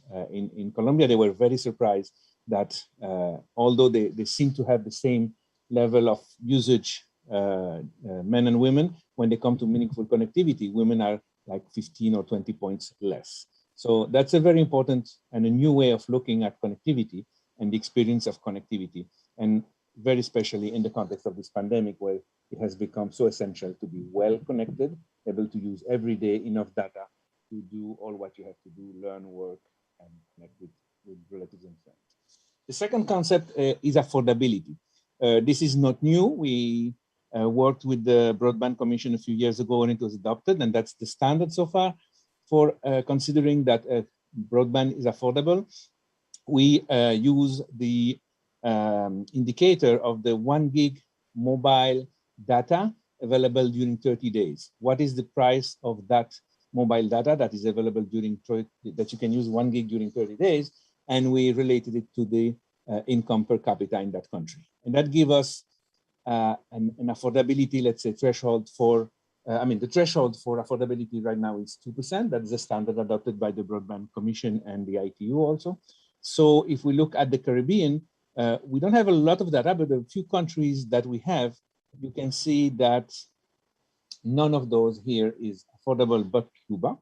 And not CTU, Dominican Republic, that we also measure, has a 1.19% of the income of an average income in the country to buy that 1 gig data plan. That makes it affordable for Dominican Republic. But there is a but, and it's in the next slide. Just on this slide, that the targets of the 1 gig package for 2% of your income, we are moving and raising the bar, because we think we need to be policies need to be much more aggressive. I don't like that word, but aggressive in looking for affordable broadband for all. So we will be partnering with ITU to move to the 242. That's the next step next year. So the affordability, to consider a country affordable, the 2 gig pack need to be less than 2% of the average income. And then in 5 years, or in 3 years, by 2025, it will be the 5 gig pack. So that's our proposal that we have put on the table of the global stakeholders to measure affordability. So that raised the bar and the challenge, and we'll push for more aggressive policies to reach that objectives. So the but that I was saying, for example, I don't have much data for the Caribbean, but for Dominican Republic, that's the one I'm presenting here. But just so you know that in most of the countries, you will have, let's say, differences because of the difference of income per quintile of income, sorry. So you could see that the affordability, although a country like Dominican Republic seems affordable at the country level, the broadband is not affordable for 60% of its population. So the three lowest quintiles are, the two lowest quintiles are paying more than 2% of their average income for that package of data. And it changed from country to country. Some countries can have 3 or 4 of the quintiles, like Guatemala or Colombia. Even Colombia, a country, has 3 of its income quintiles population that the broadband is not affordable for them. So that's why if we apply this to also rural areas where most certainly the income is lower, we will also find out that in rural areas, broadband is less affordable to the people living in the rural areas than in the urban areas. And this is something also that has to be addressed.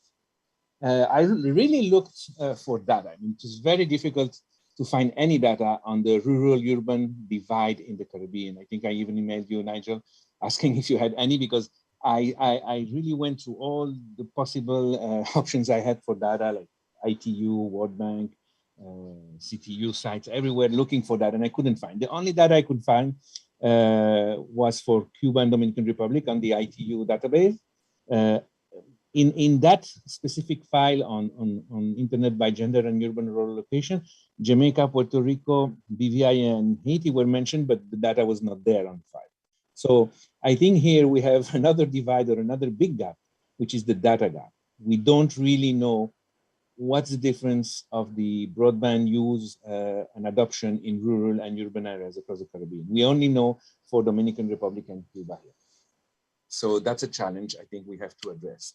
The latest also ITU report that was published with a specific focus on urban and rural had some stats for SIDS and LDCs, least developed countries, etc., and the Americas, but not for the Caribbean and not everything for SIDS. So for example, this one, which shows the gap globally, there is a 72% urban, 37%, so it's 4 points of difference in internet access, and same, I can't see here with the screen. Okay. Also about 40 also in computer access in rural and urban. And we see here that it says, that specific report says that there is no insufficient data level available for the small island development states, which most of the Caribbean are classified. So we have little data here again. The only data that I can find here that gives us some idea of the gap is what kind of network the people are covered in rural and urban area in the seats, and we can see that in the seats, so intuitively in the Caribbean too, if 77% of the urban population has a 4G connection, only 35 would have that in rural areas. So we see there is a big gap here, also 40 points between the urban and rural, and that's just the availability of the signal, not even the use. So the use might be worse.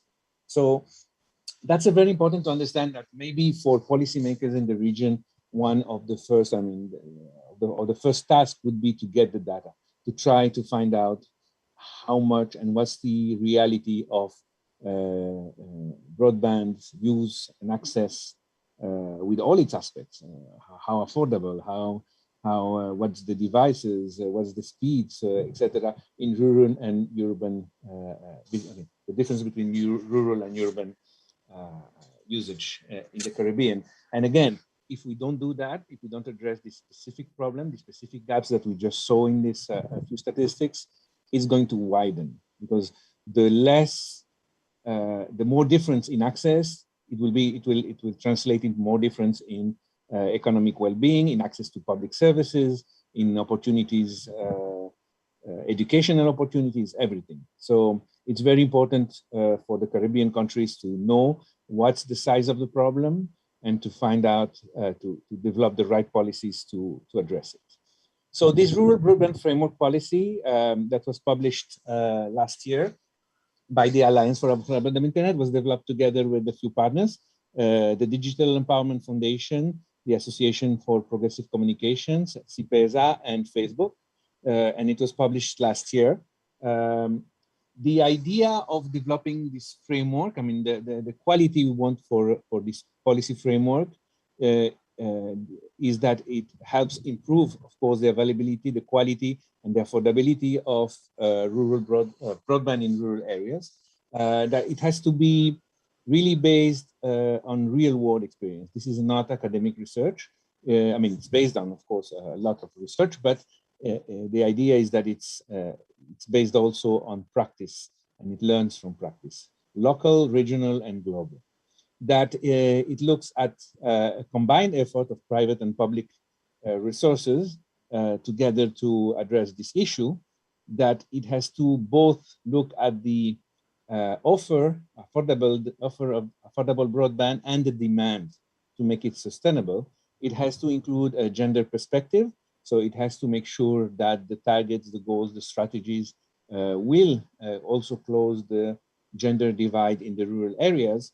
And it has to use evidence, data. So that's one of the things we're missing in this region, data, evidence, and use standards to develop this policy. Of course, we give a lot of importance at the Alliance on the process. For us, sometimes the process is as important as the results when we do policy development, is that stakeholders are engaged from start. So when we develop this connectivity plans that will make sure that the rural are well connected, we have to engage with all the stakeholders, not just the usual, the telcos and the ministries in town, but look for a broad participation of all the stakeholders, rural stakeholders, local authorities, those who work in rural development, could be in agriculture, in tourism, mining, whatever. So involve all in that process, so you make sure that the result is a policy that is well understood, supported, and will be well implemented in all the once it's approved or once it's set. So make sure that there is the same participation and not just checking the boxes, but really get the engagement and the participation of all the stakeholders.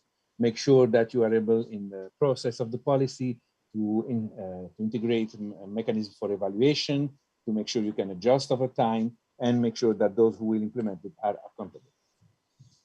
The policy framework itself, now we come to the core of the policy framework, has 8 components. One is related to market competition, one to regulation, one to the use of public investment and public-private partnerships and universal access fund, the spectrum, one on new business model innovation in terms of technologies also to connect the rural world, the fiscal policy, the policies to stimulate demand, and of course, monitoring and accountability for that policy.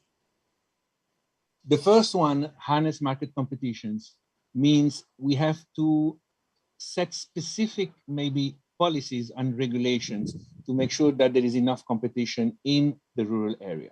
Sometimes you will find that there is competition in town in the more juicy markets, but then in the rural areas, in the more remote areas, there's only one provider and no competition. Or the competition is hard to reach because of the cost of laying the infrastructure. That's why there is a lot of different tools for that. For example, infrastructure sharing and pushing for infrastructure sharing, so the competition is not made on infrastructure, based on infrastructure, but on services at the customer level. And the use of rural development funds and universal access funds also to support network development is in this area. We have good practices. By the way, we have a database of good practices on the f4ai.org website that you can visit for each of these areas. I'm just mentioning a few here, but there are a lot more on the online database that you can look at if you want to learn what others are doing in this area. And here, for infrastructure sharing, the example is in Colombia, which has a very, let's say, that promotes a lot the infrastructure sharing, towers, spectrum now, and backbones. Streamline regulatory processes. In many countries, you know, the many barriers to develop or install infrastructure in rural areas are related to local authorities, rights of ways, being able to pass infrastructure in certain areas. And all that has to be really looked from the lens of rural connectivity. So all the regulations that do not apply or that will hinder the deployment of infrastructure in rural areas have to be reviewed and try to make sure that they serve the purpose. So the idea is to reduce the regulations that are not necessary here. It's very important, especially in in rural areas, to open the door for new models of businesses, community networks, small operators, resellers, mobile virtual operators competing, even using the same infrastructure, but competing on services. All these kind of things is what regulation can support. DIG-1 policies are very important. So whenever a road is made, cables are laid, electrical wires, whatever, there is always a duct or fiber there, or a duct that will enable to put fiber in it, and it will reduce enormously the cost of laying down infrastructure. So that through regulation can be achieved. The use of the Universal and Service Fund, and by the way, we have a study that will be soon published that we have developed and included several Caribbean countries on Universal Access Fund. But we think that it's a very important and very efficient tool if it's well managed and well targeted to these areas. I mean, we have to ensure that it's effectively used, that it's non-discriminatory, that it's the funds are allocated through transparent and consultative processes. So it's very important that it's well used, because it can be, when well used, it can be very efficient. Spectrum, right now in most of the countries, spectrum is allocated across the country informally. We're really looking at, first, make sure that there is enough spectrum for rural connection, that the right kind of spectrum that reduces the cost of connecting rural communities and rural areas is made available, that is licensed in a way that it's not just for fiscal income, but also to ensure the social goal of connecting everyone timely, that the rules are flexible, So the spectrum can be used in different ways, especially in rural areas. Enable unlicensed use of spectrum, and also facilitate spectrum sharing and spectrum reallocation. There is also the possibility of, when there is new spectrum to be tendered, that there is a differentiated tender for the spectrum that is to be used in rural areas versus the one in urban areas. So you motivate the operators and those who use the spectrum to be able to deploy it and to use it in rural areas. Another point is make sure that you have spectrum for community networks, non-for-profit operations, small municipal networks, etc., Wi-Fi, wide Wi-Fi based networks, these kind of technologies, that they have the spectrum available free or low cost to be able to deploy alternative solutions in rural areas where there's low income and where the spectrum doesn't have the same use as in urban areas. Business model, again, we know now that where the telcos, the main telcos are not operating, others models with different structures, different cost structure, different ways of operating, community networks, cooperatives can operate, but of course they will need the authorization, the licenses, and be able to connect to the bigger carriers networks to provide local services. So it's important to allow some flexibility, so all these business model and innovation can, at the business model level, can flourish and provide services where right now others don't, or don't do it at a competitive price or affordable price. This is a good practice from Vanuatu, where especially in the context of small islands and archipelago of small islands, there was this specific finance of the undersea cable that really helped to change the connectivity in that archipelago. Of course, the fiscal policy. You can use fiscal incentives. Remember hearing a few years ago in the Dominican Republic, we were pushing for lowering the taxes and the import duties on equipment that is going to be shared or used in rural areas. So there are always ways of looking at how my fiscal and my tax structure can help motivate and help incentivize the deployment of infrastructure and services in this rural area. And most of it, and most important, I said, accessing the broadband today cannot be taxed as a luxury good.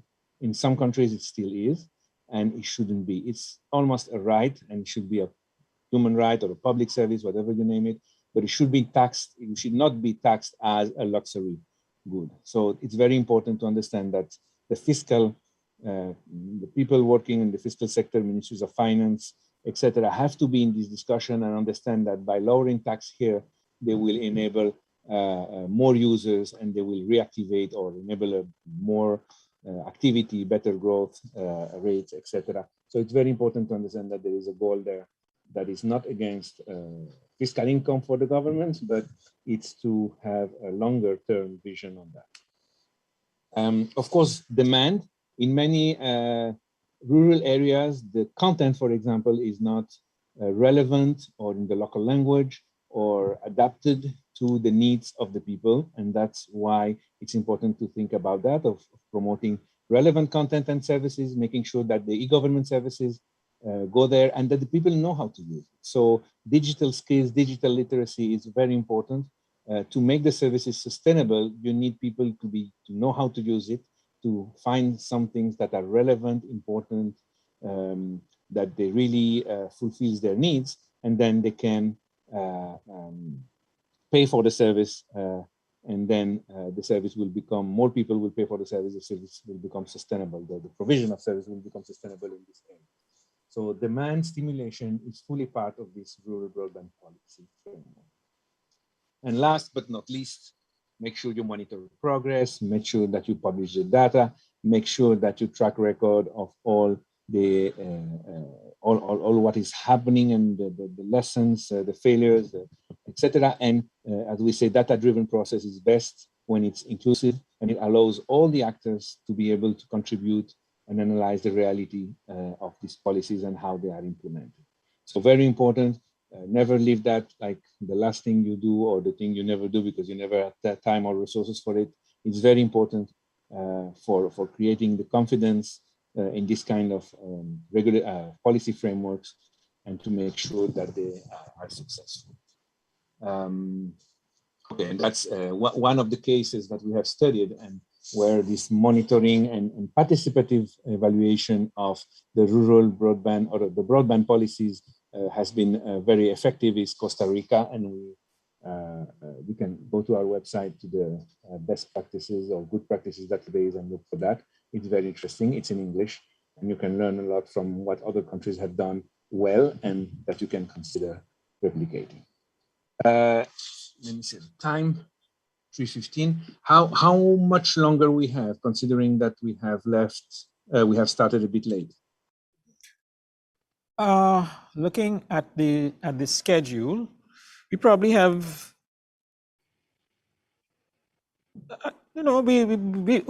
we should have between 30 and 45 minutes. Okay. So I see, I can see here only 10 participants. I guess other participants are on other platforms or yes, are watching on stream. Yeah, because we really would like to start the discussion, the interactive discussion. So would I be able to interact just with the 10 who are in this window here, or there isn't a way of having interaction?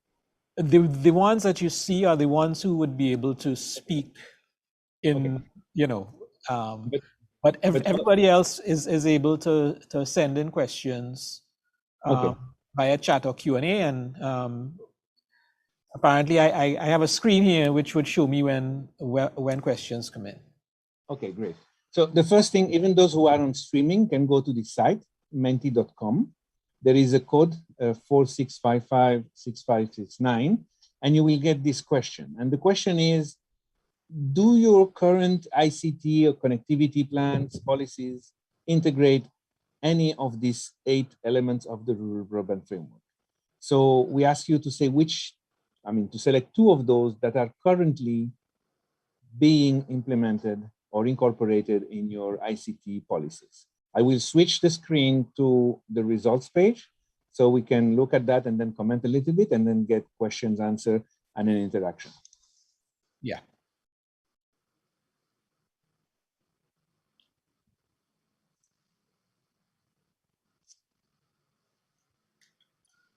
Actually, you were asking about the question, as I understood it, is how many of our plans incorporate the 8 elements that you put up there. But maybe you could remind us of the 8. No, it's which one of those are incorporated in any of your plans. Right. But what I'm saying is that you could probably remind us of what are the 8 elements. Okay. So leave that slide up. Yeah, let me just do this one.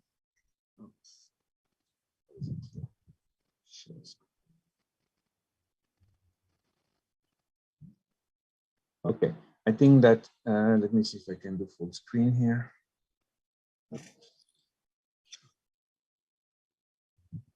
I'm trying to get, yeah. Okay, so everyone please go to menti.com on your phone or your computer. You enter the code 46556569, and you can answer the question choosing 2 of these elements. The first one is market competition. The second one is streamlining regulatory processes. The third one is invest and improve public access and universal service fund. The fourth one is spectrum. The fifth one is business model, innovation in business model and technologies and architectures that allow this rural connectivity. The sixth one is tax and fiscal policies adapted to promote rural connectivity. The 7 is demand, so content, services, skills, training. And the 8th one is monitoring and accountability. So I see that yet no one is replying here. So I'll ask you can please enter to this. Menti.com. Yes, menti.com. Yes. I mean, the idea here is really to start the discussion. I mean, it's not a survey, it's not research, it's just to know where most of the participants in this session have, in their country, integrated any of these elements already. So we will see where most have a need to address the other ones. This is interesting. Right, okay. Well, I would also encourage my colleagues at CTU who might be on as well to intervene as they might feel they can add to the conversation. But I can certainly help as well with respect to some of the experiences that I have had in my interfaces with CTU member states, dealing with tasks like developing national ICT plans and so on. So I would have some insight that I could give you there. But just before we get to that, Yassine, we could, or in fact, while we see if responses come in, there were a couple of things. So one is a clarification, and one we could probably discuss a bit. Very early in your presentation, you were talking about the affordability measure, and the standard measure is that makes it affordable is the price of services below 2% of household income, as it were. And you suggested a refinement of that I wasn't quite clear on. Okay. Could you clarify that? Sure. So Sonia, you want to take that one? The moving to the 1 to 5? Sure, of course. Let me just make sure that people can see me. Thank you for that question, Nigel. That's a really important question. So what became very clear to us at the Alliance and through the work of our partners, including yourselves, is that while many countries have been able to achieve the 142 target, which is the 1 gigabyte for no more than 2% of monthly per capita income, many countries have not achieved that. So what it did to our thinking is that it did two things. One is that because so many countries are really actually kind of far from having achieved that target, we needed to still support those countries to develop the right frameworks to get them to a place where affordability is actually a reality to their populations, right? So that everyone in the country can actually have entry-level broadband internet connections whenever they want them to have. For the countries that had achieved on the aggregate, what was clear was that 1 giga was not enough for everything that we actually need to do as digital citizens. And I think the pandemic has actually exacerbated the need for much more data, right? For the needs for not just the frequency, the ability to have really good quality connections, but also enough data. And so we started looking at and thinking about, okay, if we need to have more data, what is the right amount of data then? What is the right quality, right, of data? And what do you need to have access to that? And also a couple of other things that we looked at in our meaningful connectivity. But in the affordability target, what was important was that because 1 giga was not enough for actually what people need to be able to afford, we needed to raise the bar and really engage with policymakers to say, well, if you've reached the 1 gigabyte at no more than 2%, it's time for you to continue to challenge yourselves and provide to your populations the ability to have access to, say, the 2 gigabytes and 5 gigabytes, and in some cases, in some countries, actually more than that, because there is the possibility. But here's the thing that was interesting as well, Nigel, is that while that is important, and that's why we now call it the journey from 1 to 5, so you keep on improving and challenging policy processes to incentivize an improvement in what people are able to afford from 1 giga to 2 gigas to 5 gigas, but always below that 2% threshold that we agreed with the UN is the right threshold to think about affordability.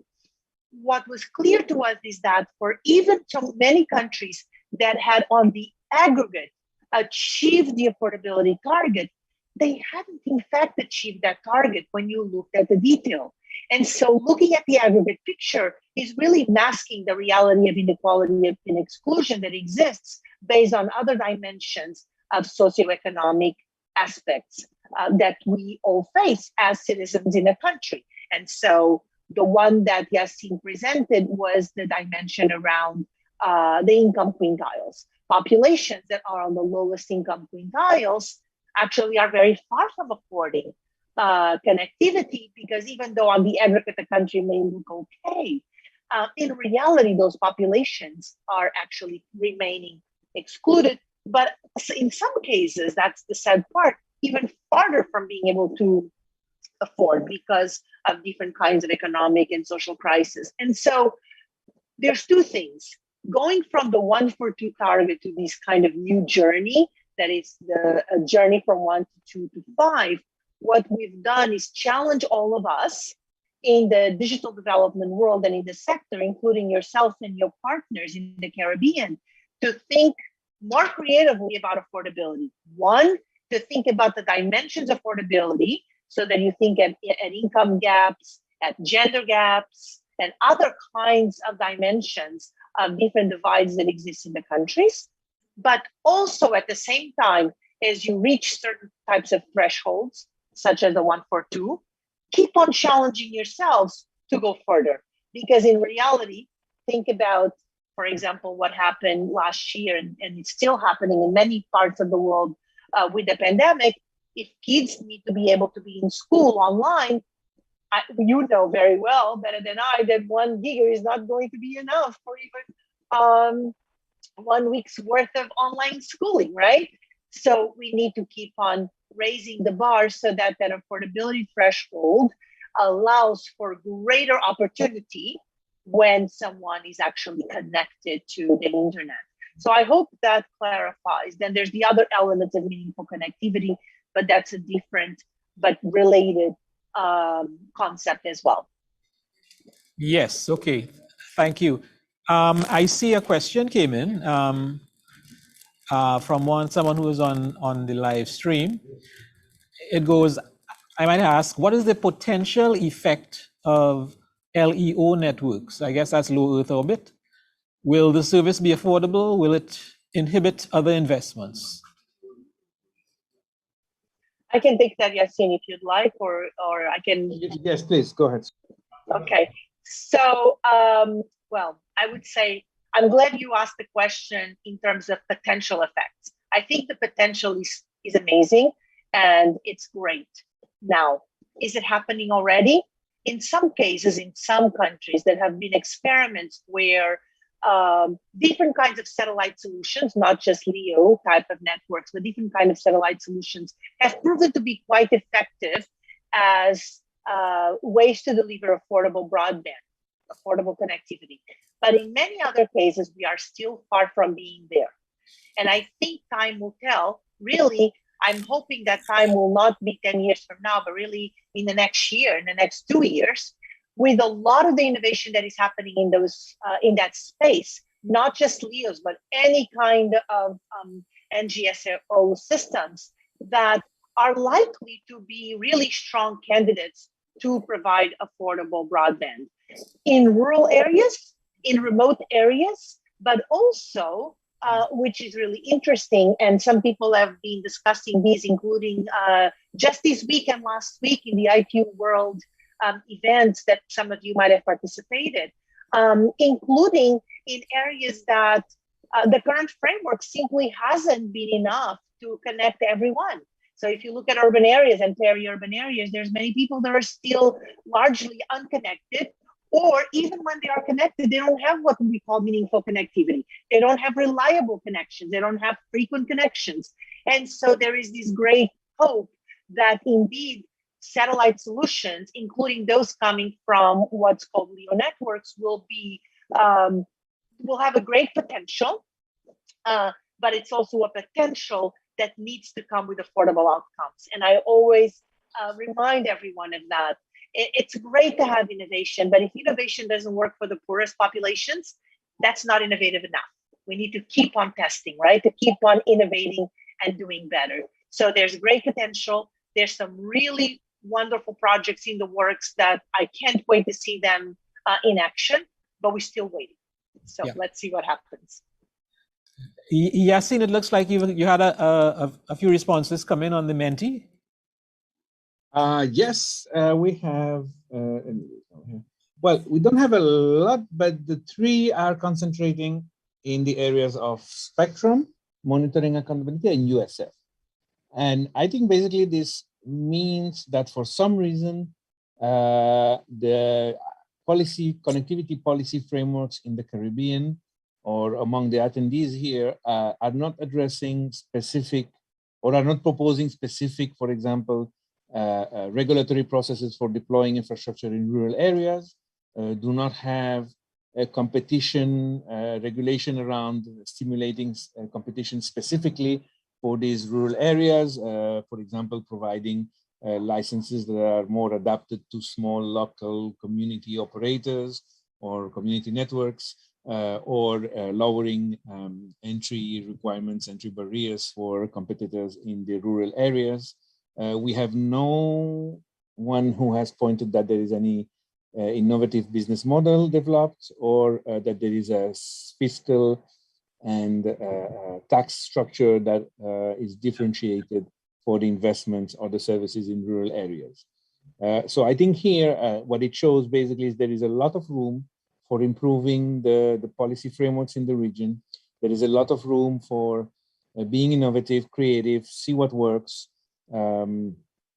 I think that even one interesting thing happening in other countries of Latin America is what they call the regulatory sandbox, is where they open this space for innovation in regulation and policy, and they measure how effective it is, and that could be something to be considered also in our region in the Caribbean, and if it works, scale it up or make it national. That's one. I find it interesting that we didn't get responses supporting the streamlined regulatory processes element, because certainly in my experience with multiple of our member states developing their national ICT plans and so on, the enabling environment is always a key feature, and that includes streamlining regulatory processes and so on. And in fact, as high as the CARICOM heads of government in the recent communiques from their meetings this year, they've requested a study on the feasibility of establishing a single Caribbean regulator. So certainly at the highest levels of government, this idea of streamlining regulatory processes is definitely on the table. I'd like to make one comment too in terms of the lack of data, and it's a fact as you've experienced in preparing for this session. And this is something that we at the CTU acknowledge, and we at CTU already have identified going forward that we want to place some greater emphasis on this research area to encourage, as far as possible, more evidence-based policymaking, or should I say policymaking that is based on better evidence than we currently have at hand. And we have to be thinking through the best ways and means of doing so. And my own thoughts at present would suggest that maybe our regulators around the region could play a greater role in facilitating the availability of that type of data. Yeah, and the statistics office is right. Sorry, am I muted? No, I'm not muted.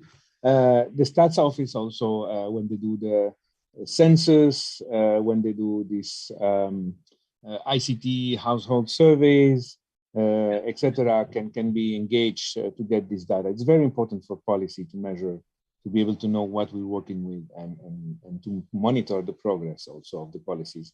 So integrating ICTs in all the census and surveys and household surveys is very important. Yep. Yes. I think today access to ICT is as important to access to water, to have a roof, to have you know, access to health and education. Right. You cannot fulfill, I mean, be fully a citizen if you can't, you know, participate online in all the discussions, etc. So it's a need. The data should be there, and it should, and or not, we should, you know, make efforts to know what's happening. I think maybe the difference is small countries where it's very difficult to identify what is rural and what is urban when you are in a very small island, for example, versus other countries that are very large, let's say Suriname or Guyana, or where there is a concentration of population and then huge rural areas, almost with very low inhabitants. And then there is an intermediary like Jamaica or Trinidad or Haiti, or which have both large rural but also urban population. So all these different cases, we need to know what we're working with when we develop policy, and make sure that is adapted to the specific context. Yes, definitely. Nigel, may I come in just to one last point before you close? Because I think the timing is running out, right? Yes. I just realized that there was one part of the question that I didn't answer. So I just wanted to say, I don't think that there should be any kind of investment in it, you know, barrier through bringing more opportunities and innovation to, you know, rural areas and the country, and any country in general. In fact, one of the principles that my colleague was highlighting early on, and many of us work on the basis of that, is that let's start with healthy competition first. And so if you start with healthy competition first, which is what some of these satellite solutions could also bring to the markets, that could be very useful. So will it inhibit other investments? I certainly don't expect that. And I think if anything, it should motivate all of those who are already in the market to invest wisely, to keep their role and their shares in the markets, and perhaps even do things in a way that is more interesting. Sometimes you need a little push to innovate. And the other thing I wanted to mention is that on the data and what you were just mentioning with Yassine, we're actually very proud and honored to be working with a couple of Caribbean-based colleagues that you know, I'm sure, Caribbean Head Girls and the University of West Indies, and a few others, on the development of a new set of analysis from a gender perspective, but to collect really solid data, robust data on understanding the digital gender gaps that exist across 3 of the largest Caribbean countries. And we hope that this will be just the beginning of a series of research projects that we will be supporting to not only collect more data, but to also become more aware of the different contexts and dimensions of digital access in the region. So I wanted to share, so stay tuned for that. We'll share when it's out, and maybe we can even do a session with your members to share the results of that. Yes, indeed. Yassine, any closing words? I see like you wanted to draw attention to some resources. Yes, there are resources in the presentation. I guess you're going to share presentation with the slides. We can send you a version so you can have the links active, so you can find all these different resources on the Rural Broadband Policy Framework, also on the country case studies and the best practices or the good practices. But also I wanted to mention important that we already have a curriculum for supporting policymakers adopting this framework. So we haven't yet set a date. We are together with CTU, with you, Nigel, and your team. We will set a date soon, so we can invite policymakers, regulators, and other stakeholders that are involved in policymaking to join those workshops, where they can bring a piece that they are developing. Let it be a regulation, a connectivity plan, a broadband plan, a digital agenda, whatever, digital transformation strategy, and we can work with them, look at the different elements of the framework, and I don't like to say teach them, but it's coach or work together, creative, co-create. Let's say, okay, let's use a nice word. Co-create those policies, integrating the principles of this framework. And I think that it will be very interesting. It's kind of workshopping or curating the policies with this lens. We have other lenses, as Sonia mentioned. We have the meaningful connectivity, we have the gender, we have a lot of different instruments that also can be found online in our website, and that we are very interested in people to be acquainted with and adopt and adapt. And by last, Josanne, was nice to see you again here. I hope next Carnival in TT we can share something, a dance over there. Yes. Okay. All right. Thank you very much. We'll leave it there. I think quite a good introduction to the rural policy framework, and we will take the next step to get into a more detailed workshop to, basically for the benefit of our Caribbean region. I'd like to say thank you very much, Sonia and Yassine, for taking the time and for the presentation. We look forward to receiving and distributing the slides, and there may be some other questions coming back at that stage.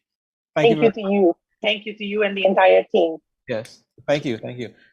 So back to Josanne. Yeah, thank you, Nigel. And that was a very informed presentation, and quite a lot of information as well. But thank you so much for holding the fort on that one. Yes, no problem. And what we're going to do now is take a short break. And when we come back, we're going to have a wrap on the day and have a look at what's coming up tomorrow as part of CTU's ICT Week 2021. Hi, I'm Arturo Tappan, and I'm pleased to be part of the Caribbean Telecommunications Union CTU ICT Week 2021, bringing you greetings from Barbados. Hope you're enjoying the virtual conference. Have a wonderful time. Stay safe.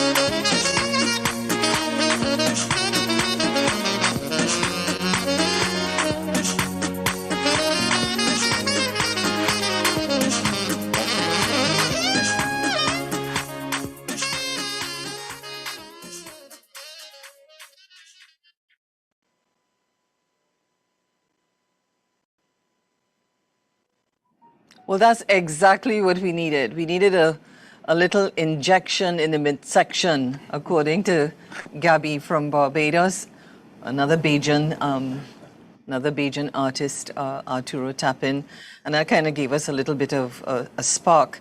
Now, we're joined on set, I'm rejoined with by Rodney Taylor, CTU General Secretary, but I also have to welcome Selby Wilson, who is long-standing with the CTU, and I know him in so many incarnations, so it's very good to have you on set, Selby. Thank you very much, Rosanne. Yeah, great. So what we're going to do, because I know that you all have a war room, and you're monitoring every single session that's going on, so much so that Selby had to say to us just now a short while ago, shh, because he was intently listening. So I'd like to really very kind of quickly go over the day, Rodney and Selwyn. Selby, sorry. Beginning with that, the two keynotes that we had this morning, bold strategies win. And then Antonio Quiroz, who was talking a lot about talent training and development. And so get some thoughts from you on those two keynotes that we had this morning. Sure, Josanne. Yeah, I think we'll ponder what was presented this morning for a long time to come. We had Bob Willett, lives in Barbados. I met him in Barbados. And he kept talking about Barbados all the time. Of course, who doesn't? That's where I'm from. But the truth is, I've always said that if you had all the money in the world and you could choose somewhere to live, you'd live in the Caribbean. It's a beautiful place. It's a peaceful place. It's a relatively safe place. And if we get the technology right in terms of facilitating work and business, then I think that we will be the mecca for the digital nomads. And that was one of the key discussions this morning on how we can attract, with the advent of COVID and the falling off of short-term tourism, how can we attract long-stay visitors to really make our investments in the region, come work and stay and help to drive economic activity. So that was one of the key discussions that I really enjoyed this morning. You, Selby? Yeah, generally I thought that the discussions were healthy. It was very good hearing the perspective of the operators in terms of what they expect the environment to be to make the investments that have to be made to take us into the digital economy. You might not always agree with everything they say, but nevertheless, we have to listen to them because they make the investments. Mm-hmm. And we have to take it on board in a very serious manner and determine how best we can maneuver the landscape to create a win-win situation for all the stakeholders in the environment. Well, I don't know if it's because maybe I didn't, last year not very much went on. I mean, maybe it was not on my radar. But social inclusion seemed to run through all of the presentations, even from what you would call the operators, the private sector, when you don't normally hear that. And I think that the whole COVID-19 situation has driven that point home, because that sort of, that nexus, is really going to be really very important. And I picked up that as a kind of sub-theme running through even the presentations from our private sector partners. But it is all part of the international thrust to improve connectivity in a meaningful manner. Yep. And therefore, it cannot be ignored by the operators anymore. They have to get in line. They have to do things differently. And governments might have to consider how best they can facilitate meaningful connectivity across rural areas and underserved areas. And that's part of the international conversation right now. Connectivity for all. Yeah, and let me add that there are a couple of global conversations going on, right? Climate change is at the top of the list, right? And because it poses an existential threat to many countries, including small island developing states. But also high up there is the issue of connectivity, because internet access to information is now, is considered to be a human right. And there's still over 2 billion people globally who are not connected. It means they don't have access to information, to knowledge, educational opportunities, business opportunities, right? And there's a real thrust at the level of United Nations. And I participated earlier this year in a UN high-level discussion about this issue.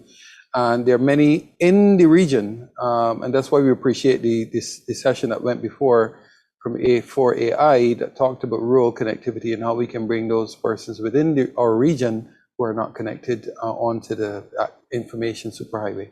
But you know, there are a couple of big elephants in the room, which we may not be tackling this afternoon. And they may actually be part of your closed sessions, because obviously it's a forum for the policymakers in the region. And one that came out of me when I looked at when I looked at the TSTT cloud presentation, and that was followed by Cloud Caribbean, I was absolutely amazed with some of the rhetoric coming from particularly Cloud Caribbean. I expected it from TSTT. It's a local brand, and it's there telling you what it does. And something came to my mind which replicates itself in our development model, and that is that in terms of catching up and this digital transformation that we're talking about, how much of it is going to be reliant, and then the whole thing with the legislation, data sovereignty and data protection came up. But just an example, you know, and tell me if it's making sense. When they were talking about their facility or their company being through the entire region, when you think about it, our governments and businesses gearing up with cloud services and the rest of it, the gold standard is AWS, for example, US company. You know, it's like the telephone companies, you know, the calls, you make the calls here and it's routed outside and then it comes back down.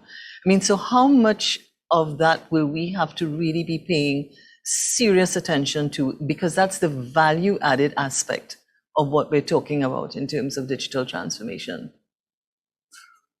Well, to me, there are opportunities for greater collaboration in the Caribbean to promote a Caribbean cloud base.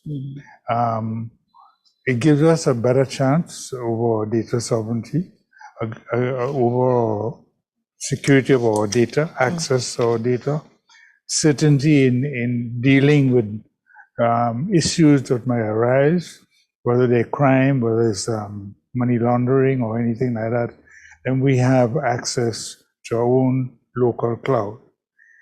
It is going to be highly beneficial if the Caribbean countries can get together and support the development of a cloud in the Caribbean, serving Caribbean citizens, serving Caribbean governments in the best way possible.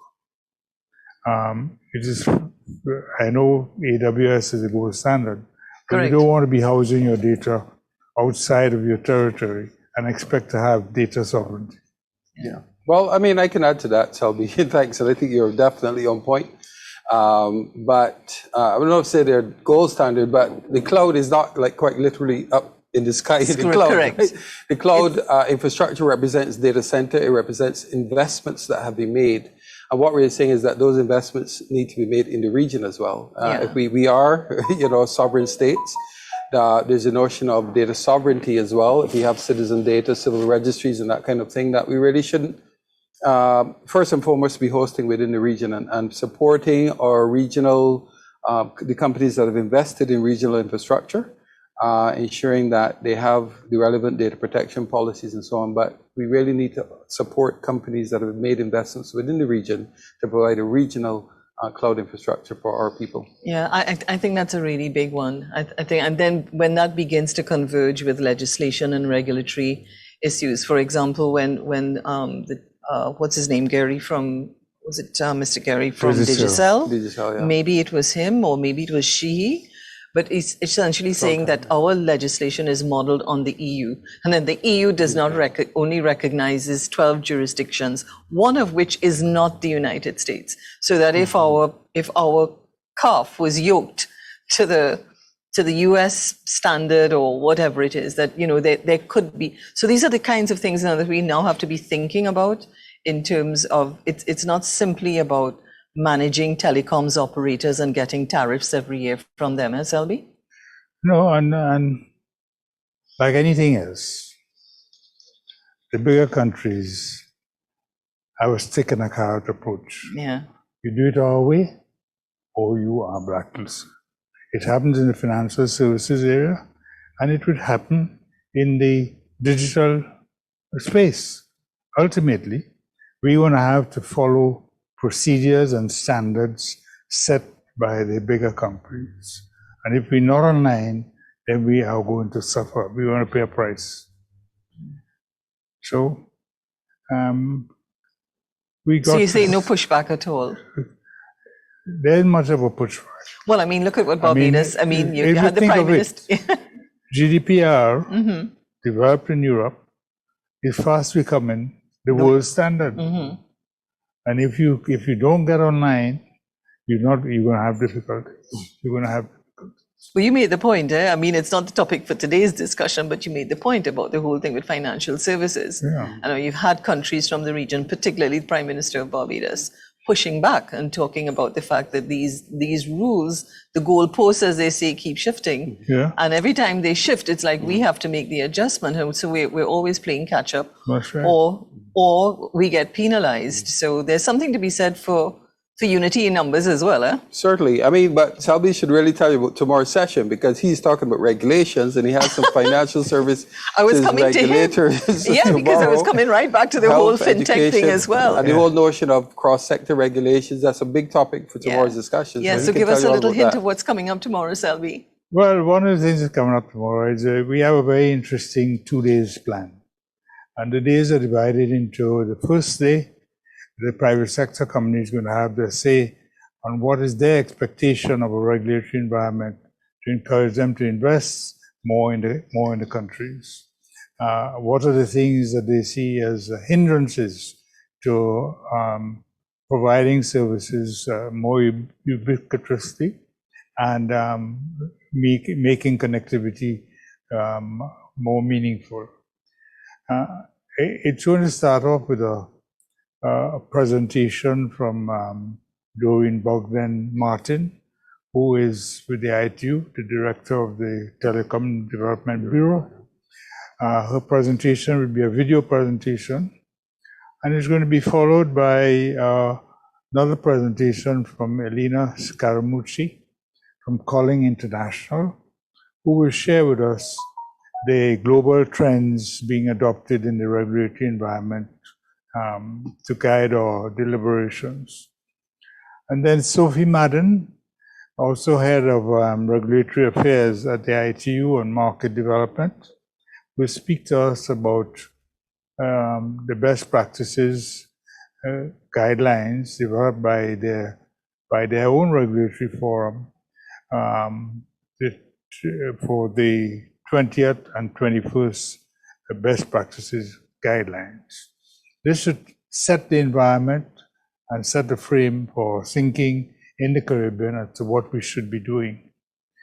After that, we're going to be engaged in 2 panel discussions, and these panels would be, the contributors to the panels would be the private sector companies, Viasat, Digicel, CWC, and they will talk about what is required to accelerate the transformation and building a more responsive regulatory environment. So we'll have an opportunity to hear the operators' view on what kind of environment they expect.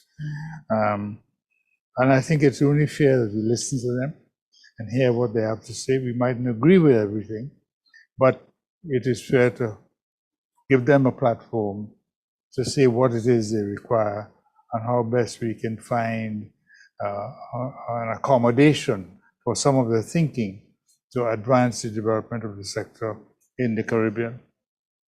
And then we're going to have another panel discussion on how best to advance the CARICOM single ICT space. I know David Gary jumped the gun today and spoke about it. I'll be moderating that one. But there's still a lot more. That's all right. A lot more. And other companies might have a different perspective. Yeah.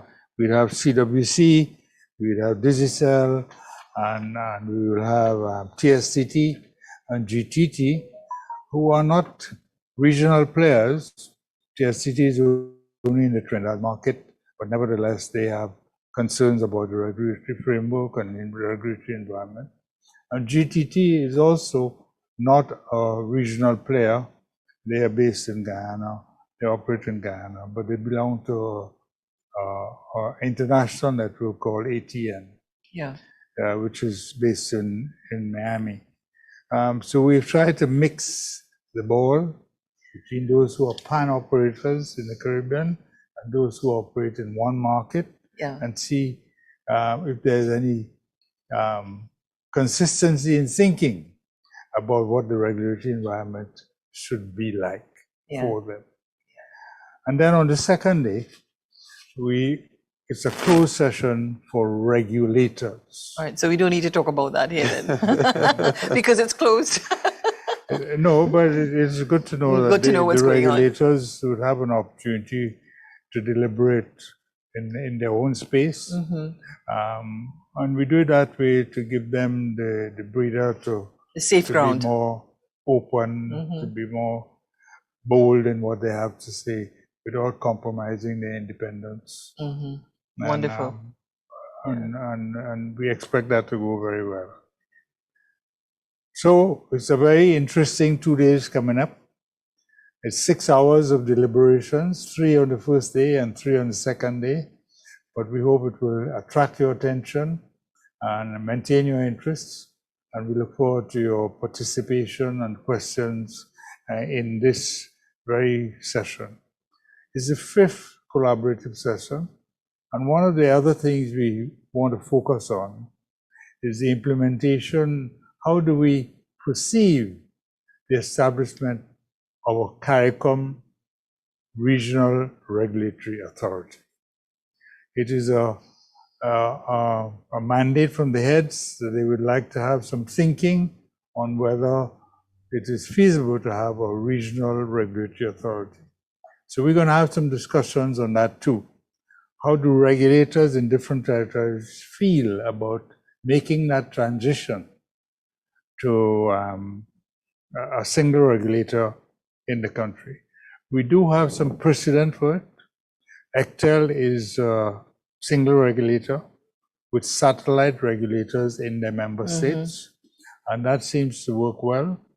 And it's not beyond our thinking that a similar kind of operation can exist regionally with a single regulator and satellite operations in the respective countries taking direction from the single regulator.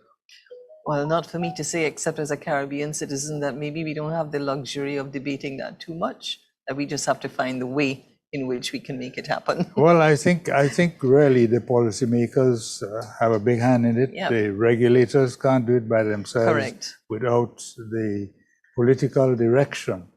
But this is what must be done, and we're prepared to change our laws to allow it to happen.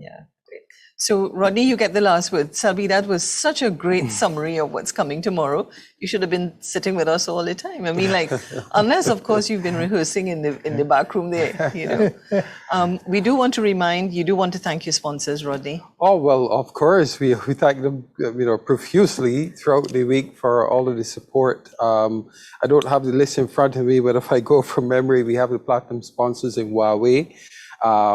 And you can help me out. We have Huawei and we have Cable and Wireless Communications. Both of them are, of course, investing in the technology sector within the Caribbean.